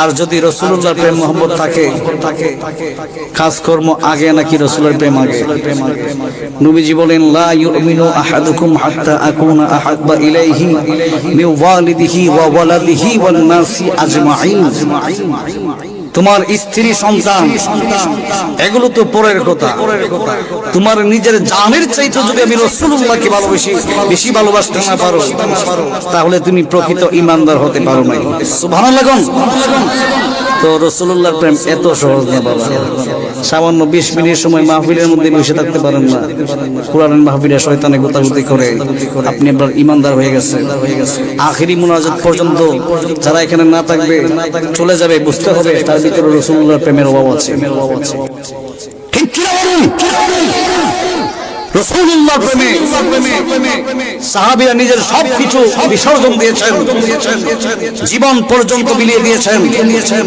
আর আমরা এমন মুসলমান সামান্য সময় আমার রাসূলুল্লাহর জন্য মাহফিলের মধ্যে বসতে পারি না এর চাইতে লজ্জাজনক বিষয় কিছু হতে পারে না নবীর দুরূদ শরীফ শোনার পরে যেই ব্যক্তি ঘরের মধ্যে বসে থাকবে 100% ওই ব্যক্তিরা হচ্ছে মুনাফিক রাসূলুল্লাহর প্রতি দুরূদ শরীফ পড়া আল্লাহ পাক রব্বুল আলামিন জীবনে একবার পড়া ফরজ করে দিয়েছেন নবীর নাম শোনার পরে সাল্লাল্লাহু আলাইহি ওয়াসাল্লাম দুরূদ শরীফ পড়া ওয়াজিব করে দিয়েছেন রাসূলুল্লাহর দুরূদ শরীফ শোনার পরে যেই ব্যক্তি ও কারণে ঘরের মধ্যে বসে থাকবে ওই ব্যক্তিটা হচ্ছে মুনাফিক ঠিক কিনা বলেন ইয়া রাসূলুল্লাহ জোরে ইয়া রাসূলুল্লাহ নবী গো শুনেছি হাদিসে দেখিলে আপনাকে জীবন গুনাহ জড়িয়ে পড়ে শুনেছি হাদিসে দেখিলে আপনাকে জীবন গুনাহ জড়িয়ে পড়ে দিবে রঙ্গ দেখা গোলাম বলিয়া দিবে রঙ্গ দেখা ইয়া রাসূলুল্লাহ ইয়া রাসূলুল্লাহ এই হে মুলকিনা খিরাশিয়া সওয়াল করবেন বসাইয়া দিবে নবীজি ফরজা উঠাইয়া মুলকিনা খিরাশিয়া সওয়াল করবেন দিবে নবীজি ফরজা উঠাইয়া করিব সালাম কদম জড়াইয়া করিব সালাম কদম ইয়া রাসূলুল্লাহ জোরে ইয়া রাসূলুল্লাহ আমি যে মাঝে মধ্যে গজলগুলা বলি বাজান আমার গজলগুলা মিলাইবেন ওয়াজের সাথে আমার কবর হাসরের ভিতরে পড়ে কি পড়ে না সংসার কইরা গবে গো আরে করলাম না বন্দেগি কিভাবে কাটাইব কবরের জিন্দেগি রে ওরে জীবন গুনাই গুনাই গেলে ওরে জীবন গুনাই গুনাই গেলে সন্তানের মারার পইরা ডাকলাম নাম লারি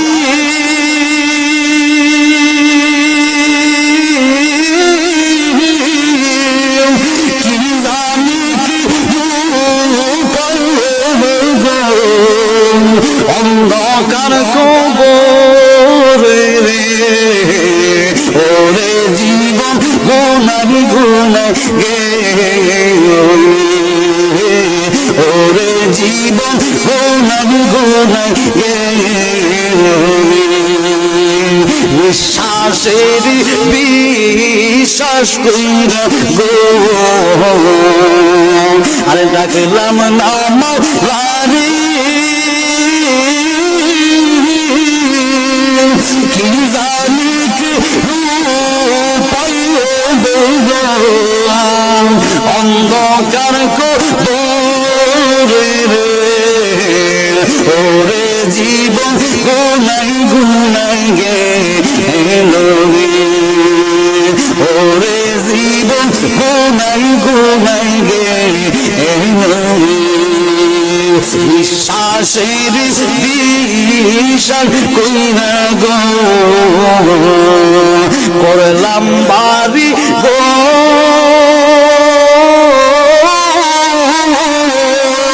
কখন জানি আজ রাইলাই সাহেব করে সবই ওরে জীবন গুনাই গুনাই গে ওরে জীবন গুনাই গুনাই গে হে মুরব্বী আম্মা এখন যদি মনে করি না আজরাইল যদি আপনার সামনে হাজির হয়ে যায় এই মুহূর্তে আপনি যতই কান্নাকাটি করেন না কেন হে আজরাইল আপনার দরবারে একটা মিনিট সময় আমাকে দেন আমি আল্লাহ রাব্বুল আলামিনের দরবারে একটু মাফ চাইব আজরাইল বলবে হবে এই মুহূর্তে তোমাকে এক মিনিট সময় দেওয়া হবে না কারণ তাওবা নামায় একটা গাছ আছে ওই গাছের মধ্যে আপনার হায়াতের কাঁটাটা লেখা আছে ওই গাছের পাতা যেই মাত্র পড়ে যাবে ওই সময় আমি হযরতে মালাকুল মউত আজরাইল তোমার সামনে হাজির হয়ে যাব আওয়াজ করে বলা যাবে আল্লাহু আকবার মরণেরই কথা মানুষ মরণেরই কথা মানুষ স্মরণ করো না আজরাইল শিরে মন কফিয়তে চলবে না আজরাইল শিরে মন কফিয়তে চলবে না তাওবা নামে গাছটি আছে পাতায় পাতায় লেখা আছে মানুষের সেই পাতা জড়িয়া পড়লে সেই পাতা জড়িয়া পড়লে মাথের নিশানা আজরাইল শিলে রে মন কফিয়তে চলবে না সে যে নামে আজরাইল সঠিক সময় তোমার ঘরে হইবে হাজির ঠিক না বাবা সে যে নামে আজরাইল সঠিক সময় তোমার ঘরে হইবে হাজির কত কাকুতি করবা তুমি কাকুতি করবা তুমি রেহাই পাবে না আজরাইল শিলে মন কফিয়তে চলবে না রে কফিয়তে চলবে না জোরে জোরে বলুন ঠিক না বেঠি বাবা মো হে আমার বন্ধু আমার বাবারা যে সন্তানের জন্য আপনি লক্ষ লক্ষ টাকার বাড়ি গাড়ি করে আপনি চলে যাচ্ছেন ওই সন্তান আপনার জন্য যদি দোয়া না করে ওই কবর দেশের মধ্যে আপনার কোনো উপায় থাকবে না এই জন্য সন্তানের কথা আপনি কম চিন্তা করুন নিজের চিন্তা করুন নিজে হাসরের ময়দানে নাফসি নাফসি করতে থাকবে আপনার সন্তান আপনাকে চিনবে না এই জন্য বলেন হারাম খাদ্য খাওয়ার কোনো দরকার নাই সন্তানকে পারলে এক বেলা খাওয়ান সন্তানকে পারলে ছোট ছোট মাছ দিয়ে খাওয়ান, বড় মাছ খাওয়ার দরকার নাই। এইভাবে যদি আপনি হালাল খাদ্য খাইয়া নিজে সন্তান সবাইকে নিয়ে আল্লাহ বলে কু আনফুসাকুম ওয়া আহলিকুম নারা, বান্দারে নিজে জাহান্নামের আগুন থেকে বাঁচো এবং তোমার পরিবারকে বাঁচাও। ওয়া আহলিকুম, কুম মানে হইল বহুবচন, তোমার সবাইকে নিয়ে তোমরা কি করো? জাহান্নামের আগুন থেকে বাঁচো। আপনার সন্তান যখন ঘুমের ঘরে থাকে, আপনি আপনার সন্তানকে ডাকবেন, হ্যাঁ যুবক ভাইরা, আপনি আপনার সন্তানকে ডাকবেন না, ঘুম থেকে ডাকবেন না, তার ঘুমের সমস্যা হবে। এবার আমি আপনার কাছে জানতে চাই, হঠাৎ করে যদি আপনার ঘরের মধ্যে যদি আগুন লেগে যায়, আপনি আপনার সন্তানকে ঘুম থেকে জাগ্রত করবেন নাকি ঘুমের মধ্যে রেখে দিবেন?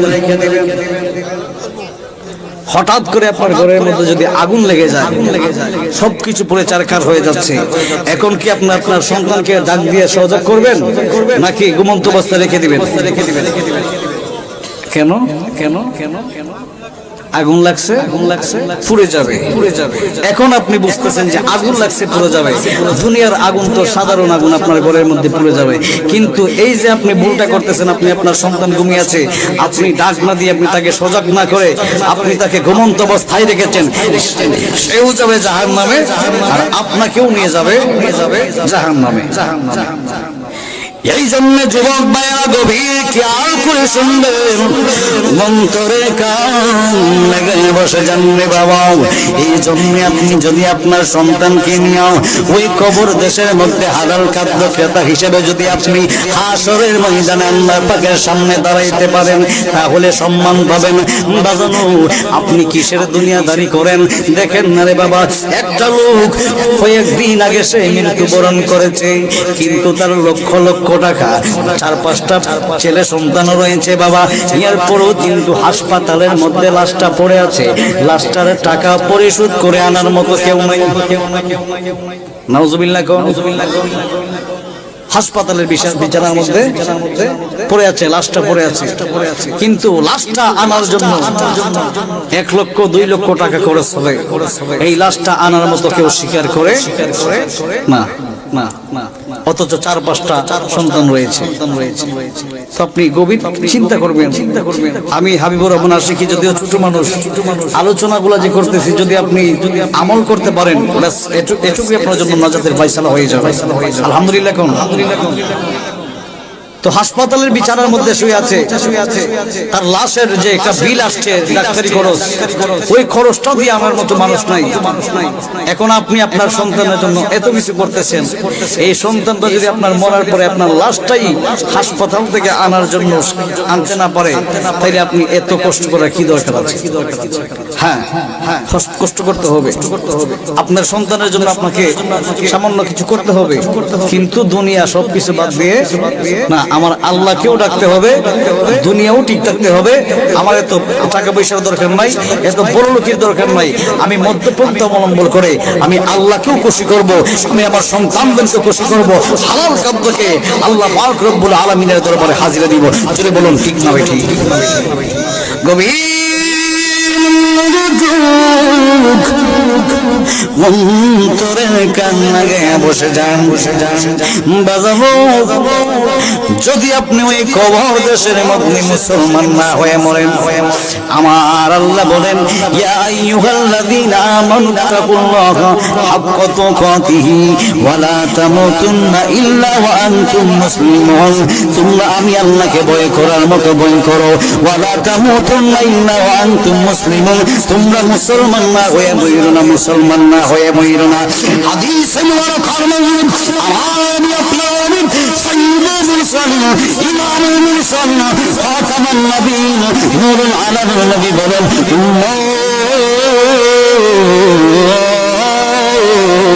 যদি তোমরা কি গুনাহগার মুসলমান না হইয়া ওই কবর দেশের মধ্যে চলে যাও, ওই কবর দেশের মধ্যে যাওয়ার পরে ওই কবরের মাটিগুলো ডান দিক থেকে বাম দিক থেকে এমন ভাবে তোমাকে চাপ মারবে, ওই চাপের সঙ্গে সঙ্গে তোমার হাড্ডিগুলো ভেঙে চুরমার হইয়া যাইব।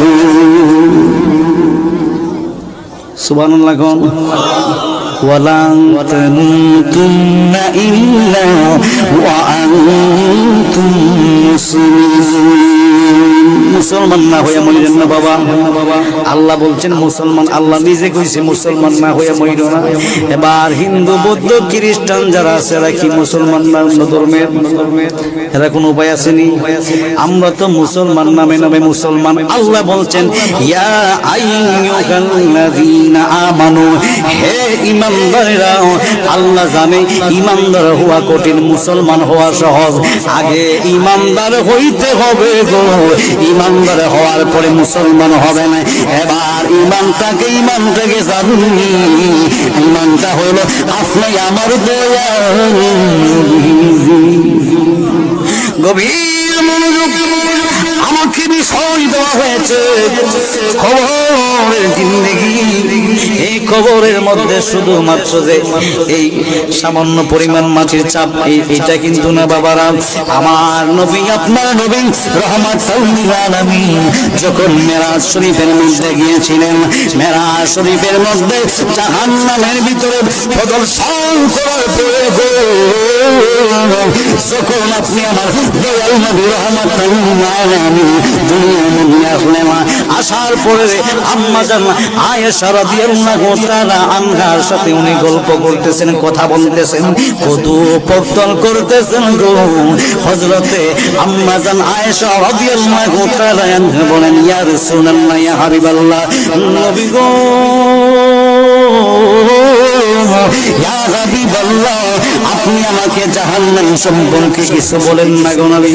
আমার নবী আপনার রাহমাতুল্লাহ দেখে বলেন আয়েশা গো, আমি জাহান্নামের ভিতরে গেলাম, বিভিন্ন জায়গার মধ্যে বিভিন্ন রকম শাস্তি দেখলাম। আম্মা জান আয়েশা বলেন ইয়া রাসূলুল্লাহ, ইয়া হাবিবাল্লাহ, আপনি আমাকে মহিলাদের আযাব সম্পর্কে কিছু কয়েকটা কথা বলেন।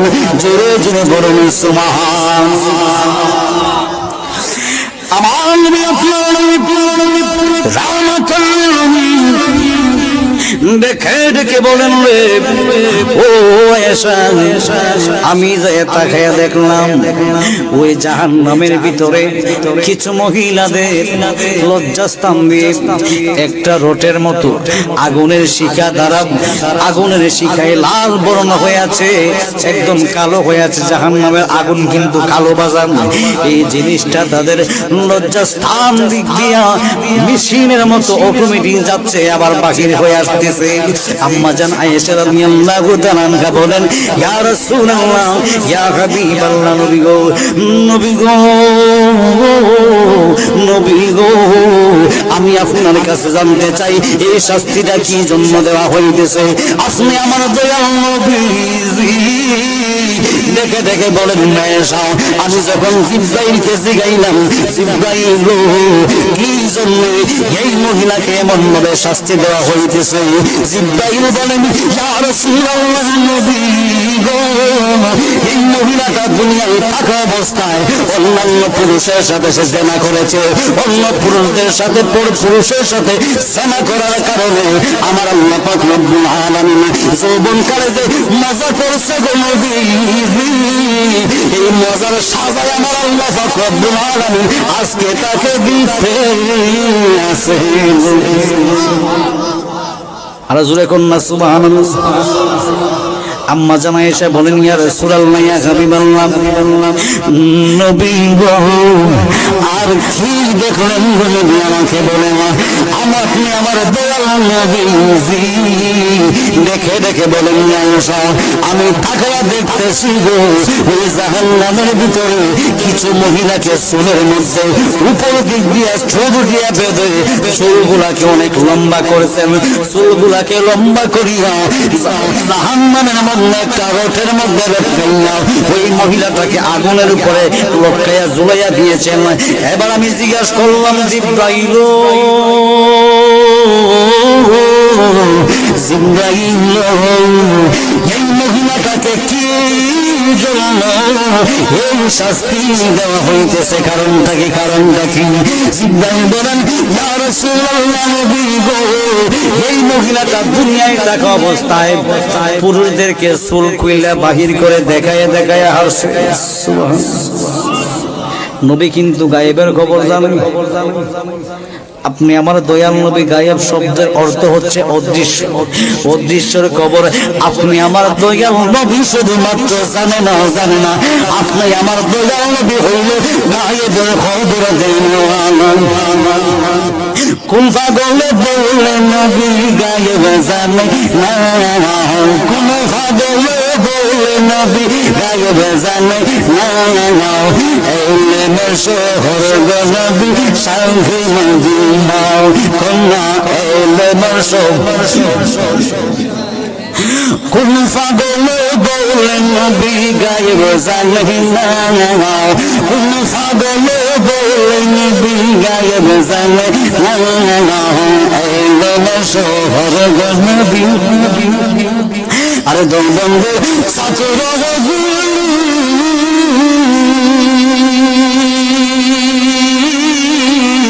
আর মির্জা গুলাম কাদিয়া বন্ধু সাথর আগে মির্জা গুলাম কাদিয়া এলমি শিকা শোতা হইছে নদী হইছে না, এলমি শিকা শোতা হইছে নদী হইছে না, কোন পাগল বলে নদী গায়েব জানে না, কন্যা কোন পাগল শহরে নবী সাগে মদিনা। উচ্চ জবান খুলে মেহেরবানি করে বলেন সুবহানাল্লাহ। ইয়া রাসূলুল্লাহ, ইয়া হাবিবাল্লাহ, নবী গো, আমি আপনার কাছে জানতে চাই আর কি জাহান্নামের মধ্যে দেখেছেন?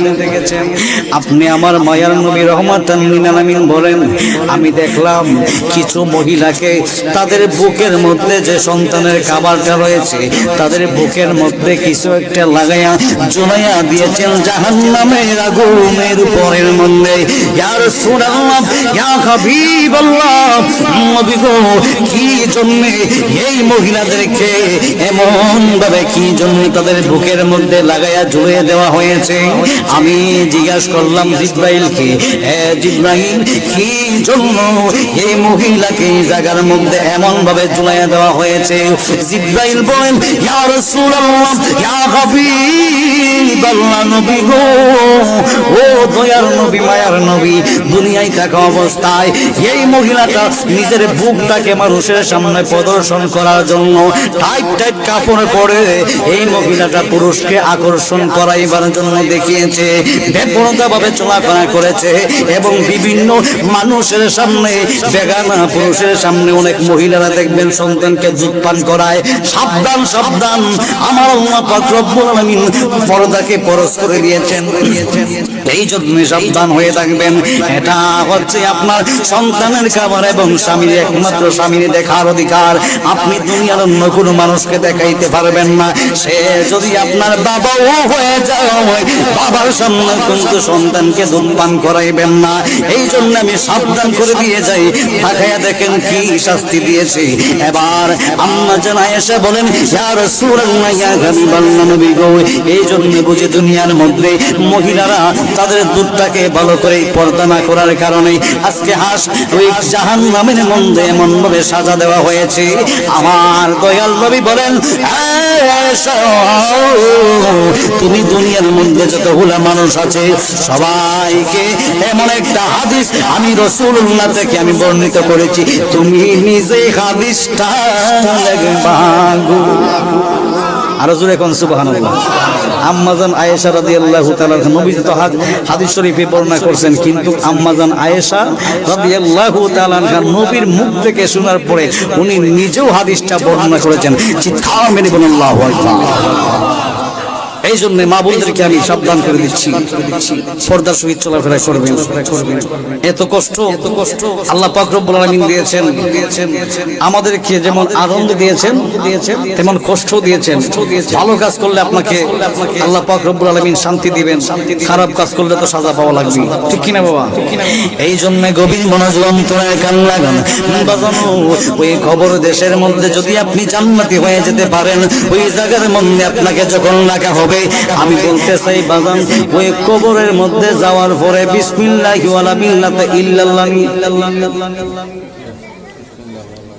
সবাইকে ঘুমে না শোয়া, কবরের মধ্যে রাখার পরে বিসমিল্লাহি ওয়ালা মিল্লাতা ইল্লাল্লাহ নাকি বিসমিল্লাহি ওয়ালা মিল্লাতি রাসূলিল্লাহ? আমি বলছি না বাজান, আমি আমাকে যে বিষয় দিয়েছেন আমি বিষয় থেকে আলোচনা করব, কিন্তু ডানা বামে যদি সামান্য যাই বুঝতে হবে এইটাও কিন্তু এই বিষয়ের ভিতরে আছে। কবরের মধ্যে যখন মানুষকে রাখা হয়, ওই সময় মানুষকে বলা হয় বিসমিল্লাহি ওয়া আলা মিল্লাতি রাসূলিল্লাহ। এখানে রাসূলুল্লাহ শব্দকে আমি যদি না বুঝাই তাইলে এখানে আমার গুনাহ হবে। কেন? কারণ যেখানে রাসূলুল্লাহকে না বানাইলে আল্লাহ আসমান জমিন কোনো কিছু বানাইতেন না, ঠিক কি না বাবা? করে নাহি ছিল আসমান জমিন, আগুন আর হাওয়া পানি, সদাই যে ছিল সোনাকার। একা একাই ভাল লাগে না দেখলে নান্দা সাইরা বানা, একা একাই ভাল লাগে না দেখলে নান্দা সাইরা বানা। কাজে জন্মা সুখে কারে বাড়ি মানামা, নির্দোষী নরুষ করু আর দিদা। সুবহানাল্লাহ। যখন আসমান নাই, জমিন নাই, চন্দ্র নাই, সূর্য নাই, রাত নাই, দিন নাই, কোনো কিছু নাই, তখন আমার আল্লাহ পাক রব্বুল আলামিন আমার নবী বলেন আউয়ালু মা খালাকাল্লাহু নূরি, আউয়ালু মা খালাকাল্লাহু রূহি। এক বর্ণনায় বলেন আমার দয়াল নবী বলেন আউয়ালু মা খালাকাল্লাহু রূহি, অন্য বর্ণনায় নবী বলেন আউয়ালু মা খালাকাল্লাহু নূরি।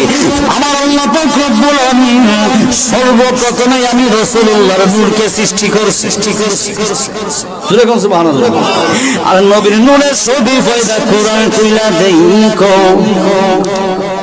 নবীর নূরের ছবি পয়দা কোরআন কইলা দেইকো। ওয়াহাবি বালানা সুন্নি হইয়া তাইকো, ওয়াহাবি বালানা সুন্নি হইয়া তাইকো। কোরআনের কথা গুনি, হাদিসের কথা গুনি, মাইনা মাইনা চাইল। ওয়াহাবি বালানা সুন্নি হইয়া তাইকো। নামাজ রোজা ইমান তাজা সবাই নামাজ পড়িও, ওলি আব্দুল গাউস কুতুব সবাই নামাজ পড়িল, সবাই নামাজ পড়িল। জান্নাতের চাবি নামাজ, জান্নাতের চাবি নামাজ, নবীর প্রেমে পড়িল। ওয়াহাবি বালানা সুন্নি তাইকো। রাখছেন বাবা, রাখছেন নি? ওয়াহাবি আমরা কাদেরকে বলি? শুনেন, আমরা বলি নবী জিন্দা নবী, ওয়াহাবিরা বলে নবী মরা নবী। আমরা বলি নবীজি নূরের নবী। কেন বলি? কারণ নবীর কোনো ছায়া মোবারক ছিল না।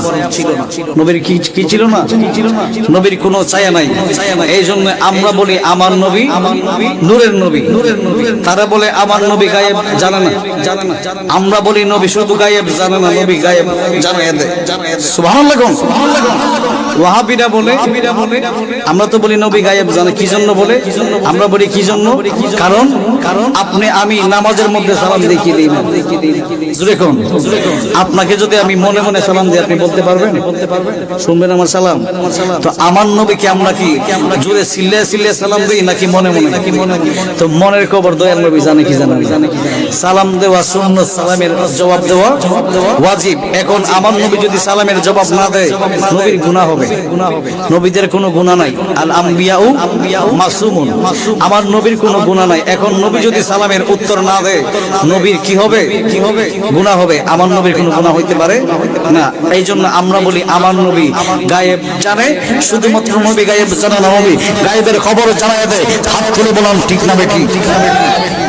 এই জন্য ওয়াহাবিরা বলে আমার নবী মরে গেছে, আমরা বলি মরে নাই। এই কয়েকটা জিনিস নিয়ে আকীদা নিয়ে দ্বন্দ্ব। এরপরে আমরা যখন আমার নবীকে দুরূদ সালাতু সালাম জানাই বা দুরূদ শরীফ পড়ি, তারা বলে বেদাত, আমরা বলি সুন্নাত। ঠিক কিনা বলেন? তারা বলে বেদাত, আমরা বলি সুন্নাত। যদি এটা নফল মুস্তাহাব হয়ে থাকে, আমরা এটা সুন্নাত বানিয়ে নিয়েছি। কেন? আমরা আমলে পরিণত করে নিয়েছি। কারণ আমার আল্লাহ পাক রব্বুল আলামিন, এটা শুধু দুনিয়ার কোন মানুষের সুন্নাত নয়, এটা হচ্ছে আমার আল্লাহ পাক রব্বুল আলামিনের সুন্নাত। চিৎকার মেরে বলেন সুবহানাল্লাহ। আল্লাহ কই আমি আল্লাহ খাই না, ঘুমাইলাম, আমি আল্লাহর কানাই কোনো কিছুই নাই, আমি আল্লাহ পাক রব্বুল আলামিন কোনো কিছুই করি না। সদা 24টা ঘন্টা আমি আল্লাহ পাক রব্বুল আলামিন ইন্নাল্লাহা ওয়া মালাইকাতাহু ইউসাল্লুনা আলান নবী, আমার আল্লাহ কই দুনিয়ার মানুষ, আমি আল্লাহ পাক রব্বুল আলামিন সদা 24টা ঘন্টা আমি আমার সমস্ত ফেরেশতাদেরকে লইয়া আমি আমার বন্ধু দয়াল নবী রহমাতুল লিল আলামিনের উপরে দুরূদ শরীফ আদায় করি। এই জন্য যারা দুরূদ শরীফ আদায় করবে তারাই আমার আল্লাহর সাথে শরীক হয়ে গেল, আল্লাহর কাজের সাথে শরীক হয়ে যায়। এই জন্য আল্লাহ যে কাজটা করে আল্লাহর সাথে শরীক হইলে আমার আল্লাহ কি খুশি না বেজায়। হে আমার মাথার ফুলের জ্ঞানী গুণী ভাই বাবারা, বন্ধুরা,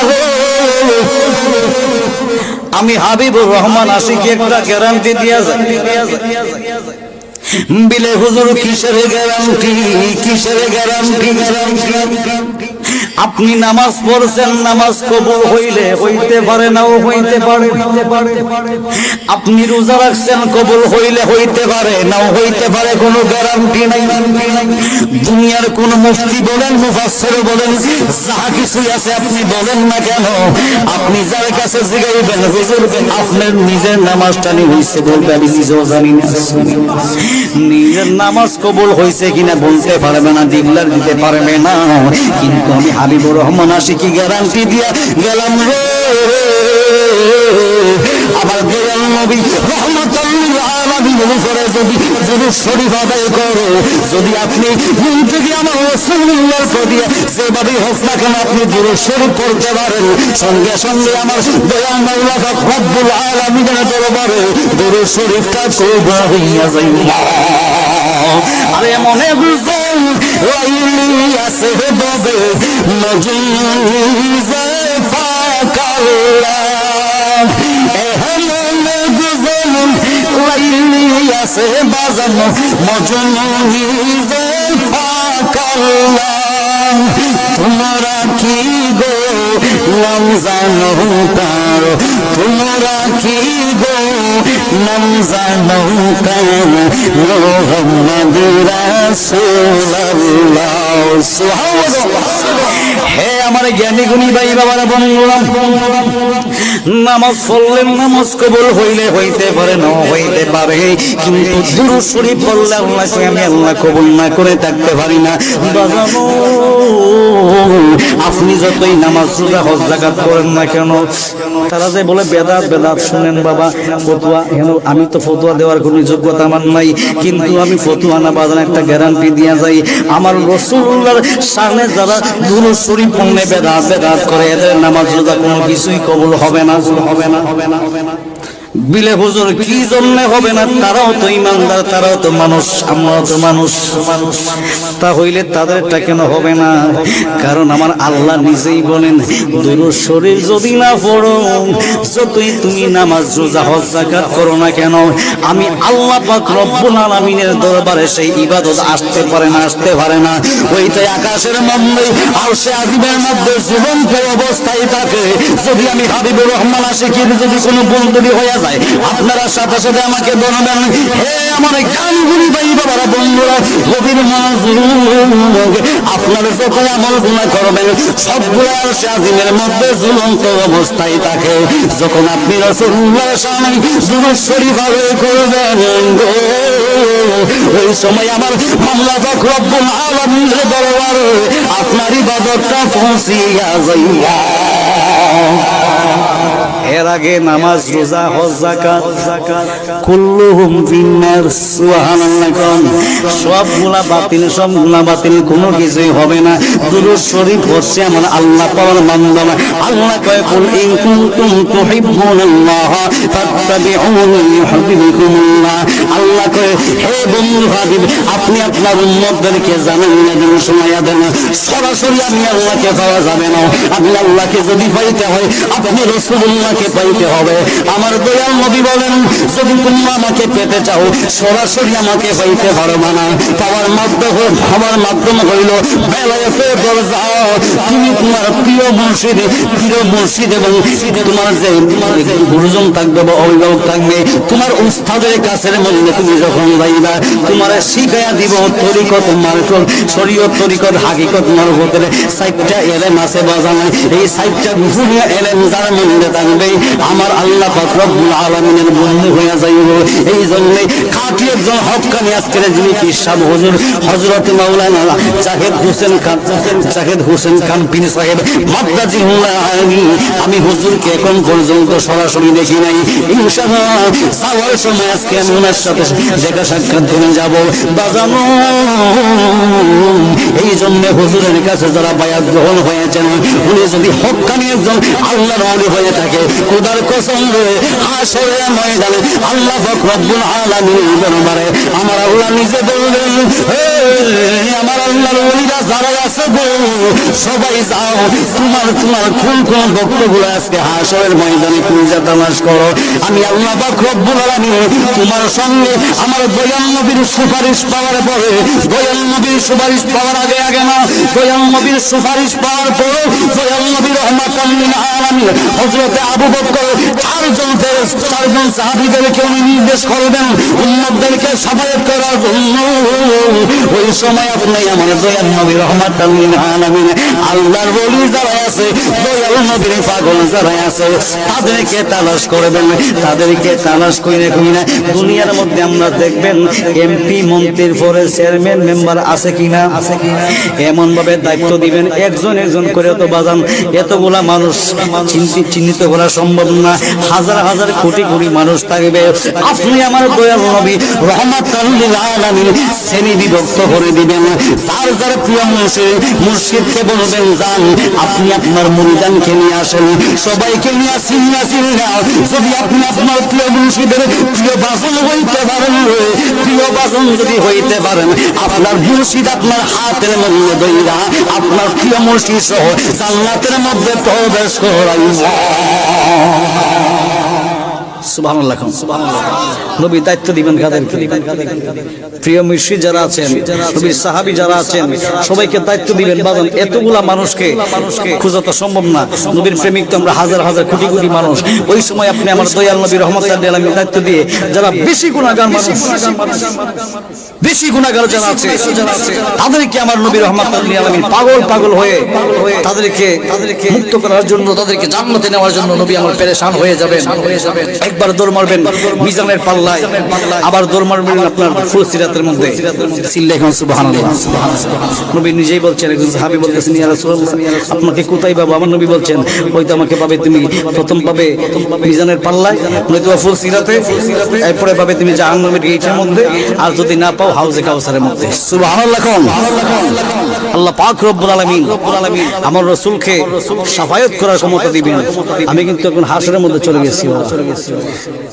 এই জন্য আমি আমার বিষয় ভিত্তিক আলোচনা করে থাকি হাসরের ময়দানে রাসূলুল্লাহকে আল্লাহর সুপারিশ করার জন্য দায়িত্ব দিবেন বা ক্ষমতা দিবেন পৃথিবীর মধ্যে আর কাউকে আপনি যতই আপনি নবী পয়গম্বর হযরত ঈসা আলাইহিস সালাম থেকে আদম আলাইহিস সালাম থেকে ঈসা পর্যন্ত যতগুলো নবী পয়গম্বর আছে সবার কাছে আপনি যাওয়ার পরেও কারো কাছে আপনি হুজুর আসতেছেন নাকি কারো কাছে আপনি সুপারিশ পাবেন না যখন আপনি আমার দয়াল নবী রহমাতাল লিল আলামিন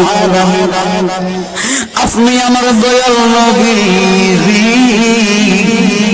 হাসরের ময়দানে যখন সিজদার মধ্যে কইনা কানবেন খামনি রব্বি খামনি উম্মতি রব্বি খামনি উম্মতি মাবুদ ও দয়াল আল্লাহ মায়ার আল্লাহ আপনি আমার উম্মতদেরকে মাফ করে দেন, মাফ করে দেন। সেই মাত্র আমার দয়াল নবী কাঁদবে, আমার আল্লাহ পাক রব্বুল আলামিনের যত নবী পয়গম্বর আছে দৌড়ে হাসরের ময়দানে আপনি যখন যাইবেন, হযরত মুসা নবীর দরবারে যাইবেন রে। মুসা নবী কইব, সাউন্ড কমে গেছে না? কমে গেছে না? মুসা নবী কইব আজকে হাসরের ময়দানে আমি মুসা যদিও গরম নবী দুনিয়ার মধ্যে ছিলাম, এই জায়গার মধ্যে কোন গরম চলবে না। ডাক দিয়া কইবে মুসা নবী গো,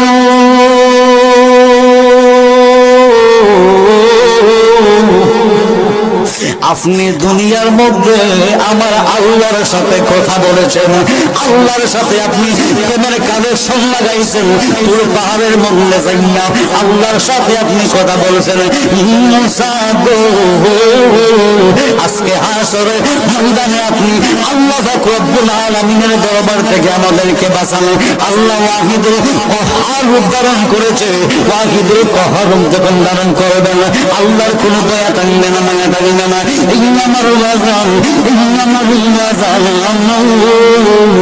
হাসরের ময়দানে 12টা সূর্য আমার আল্লাহ পাক রব্বুল আলামিন হাসরের ময়দানে 12টা সূর্য যখন দাঁড় করাইয়া দিব, 12টা সূর্যের তাজাল্লুতে পুরো জমিনটা তামা হইয়া যাইব।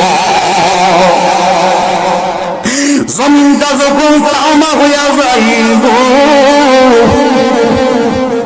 মানুষগুলা কাঁদবে, নাফসি আল্লাহ নাফসি আল্লাহ করবে। মুসা নবীর দরবারে যাওয়ার পরে হযরত ইব্রাহিম নবী এমন বলে সবার কাছে যখন যাইবেন, সবাই বলবেন আজকে এই জায়গার মধ্যে কেউ হইল কালিমুল্লাহ, কেউ হইল খলিলুল্লাহ, কেউ হইল সফিউল্লাহ, কেউ হইল আদম সফিউল্লাহ, কেউ হইল আমার বন্ধুরা বাবারা রূহুল্লাহ। এমন ভাবে যতগুলা নবী পয়গম্বর আছেন কেউ ওই জায়গার মধ্যে মানুষদেরকে সুপারিশ করতে পারবেন না।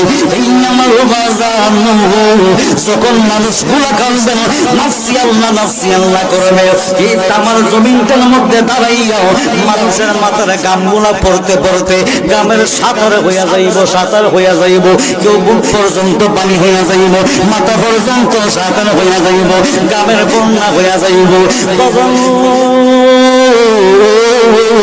সেই মাত্র মানুষগুলা কাঁদতে কাঁদতে দুনিয়ার কোন নবী পয়গম্বরের কাছে যাওয়ার পরে যখন কি পাবে না, সুপারিশ পাবে না, সবাই যখন আল্লাহ পাকের দরবারে শুধু বলবে নাফসি আল্লাহ নাফসি আল্লাহ, ও আল্লাহ আপনি আমাদেরকে বাঁচান, আমার আল্লাহ পাক রব্বুল আলামিনের বিন্দু পরিমাণ কোনো দয়া মায়া থাকবে না রে বাবা, থাকবে না, থাকবে না। তখন আপনি আমার দয়াল নবীজি রাহমাতাল লিল আলামিন মাকামে মাহমুদ আমার আল্লাহ পাক রব্বুল আলামিন আপনি আমার দয়াল নবীকে দান করবেন। দয়াল নবী কারণে সবাই কাঁদছে নাফসি আল্লাহ নাফসি আল্লাহ, আপনি আমার দয়াল নবী রাহমাতাল লিল আলামিন শুধুমাত্র কাঁদবে রব্বি গাফরি ইয়া আরো জোরে কোন সুবহানাল্লাহ। বাজানো আমার উম্মতের দিওয়ানা তোমরা জানো না, নবী আমার উম্মতের দিওয়ানা, নবী আমার উম্মতের দিওয়ানা তোমরা জানো না, নবী আমার। একটু উচ্চ আওয়াজে করে বাজান, নবী আমার উম্মতের দিওয়ানা, নবী আমার উম্মতের দিওয়ানা তোমরা জানো না, নবী আমার। শরীয়তে সরাদারি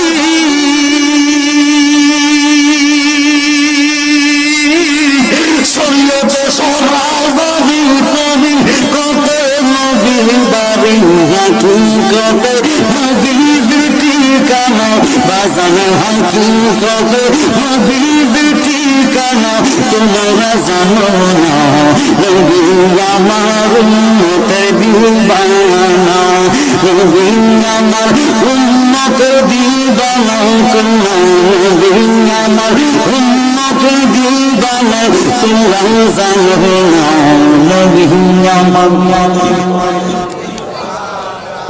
দয়াল নবী তিনটা সুরত শোনো হে নবীজির উম্মত প্রমাণ আছে কুরআন আর হাদিস দয়াল নবী তিনটা সুরত শোনো হে নবীজির উম্মত প্রমাণ আছে কুরআন আর হাদিস প্রথমে সুরতে হক দ্বিতীয়তে মালাইকি সুরতে হক দ্বিতীয়তে মালাইকি তৃতীয়তে মানুষের চেহারা তোমরা জানো না নবী আমার উম্মতের দিওয়ানা নবী আমার উম্মতের দিওয়ানা তোমরা জানো না নবী আমার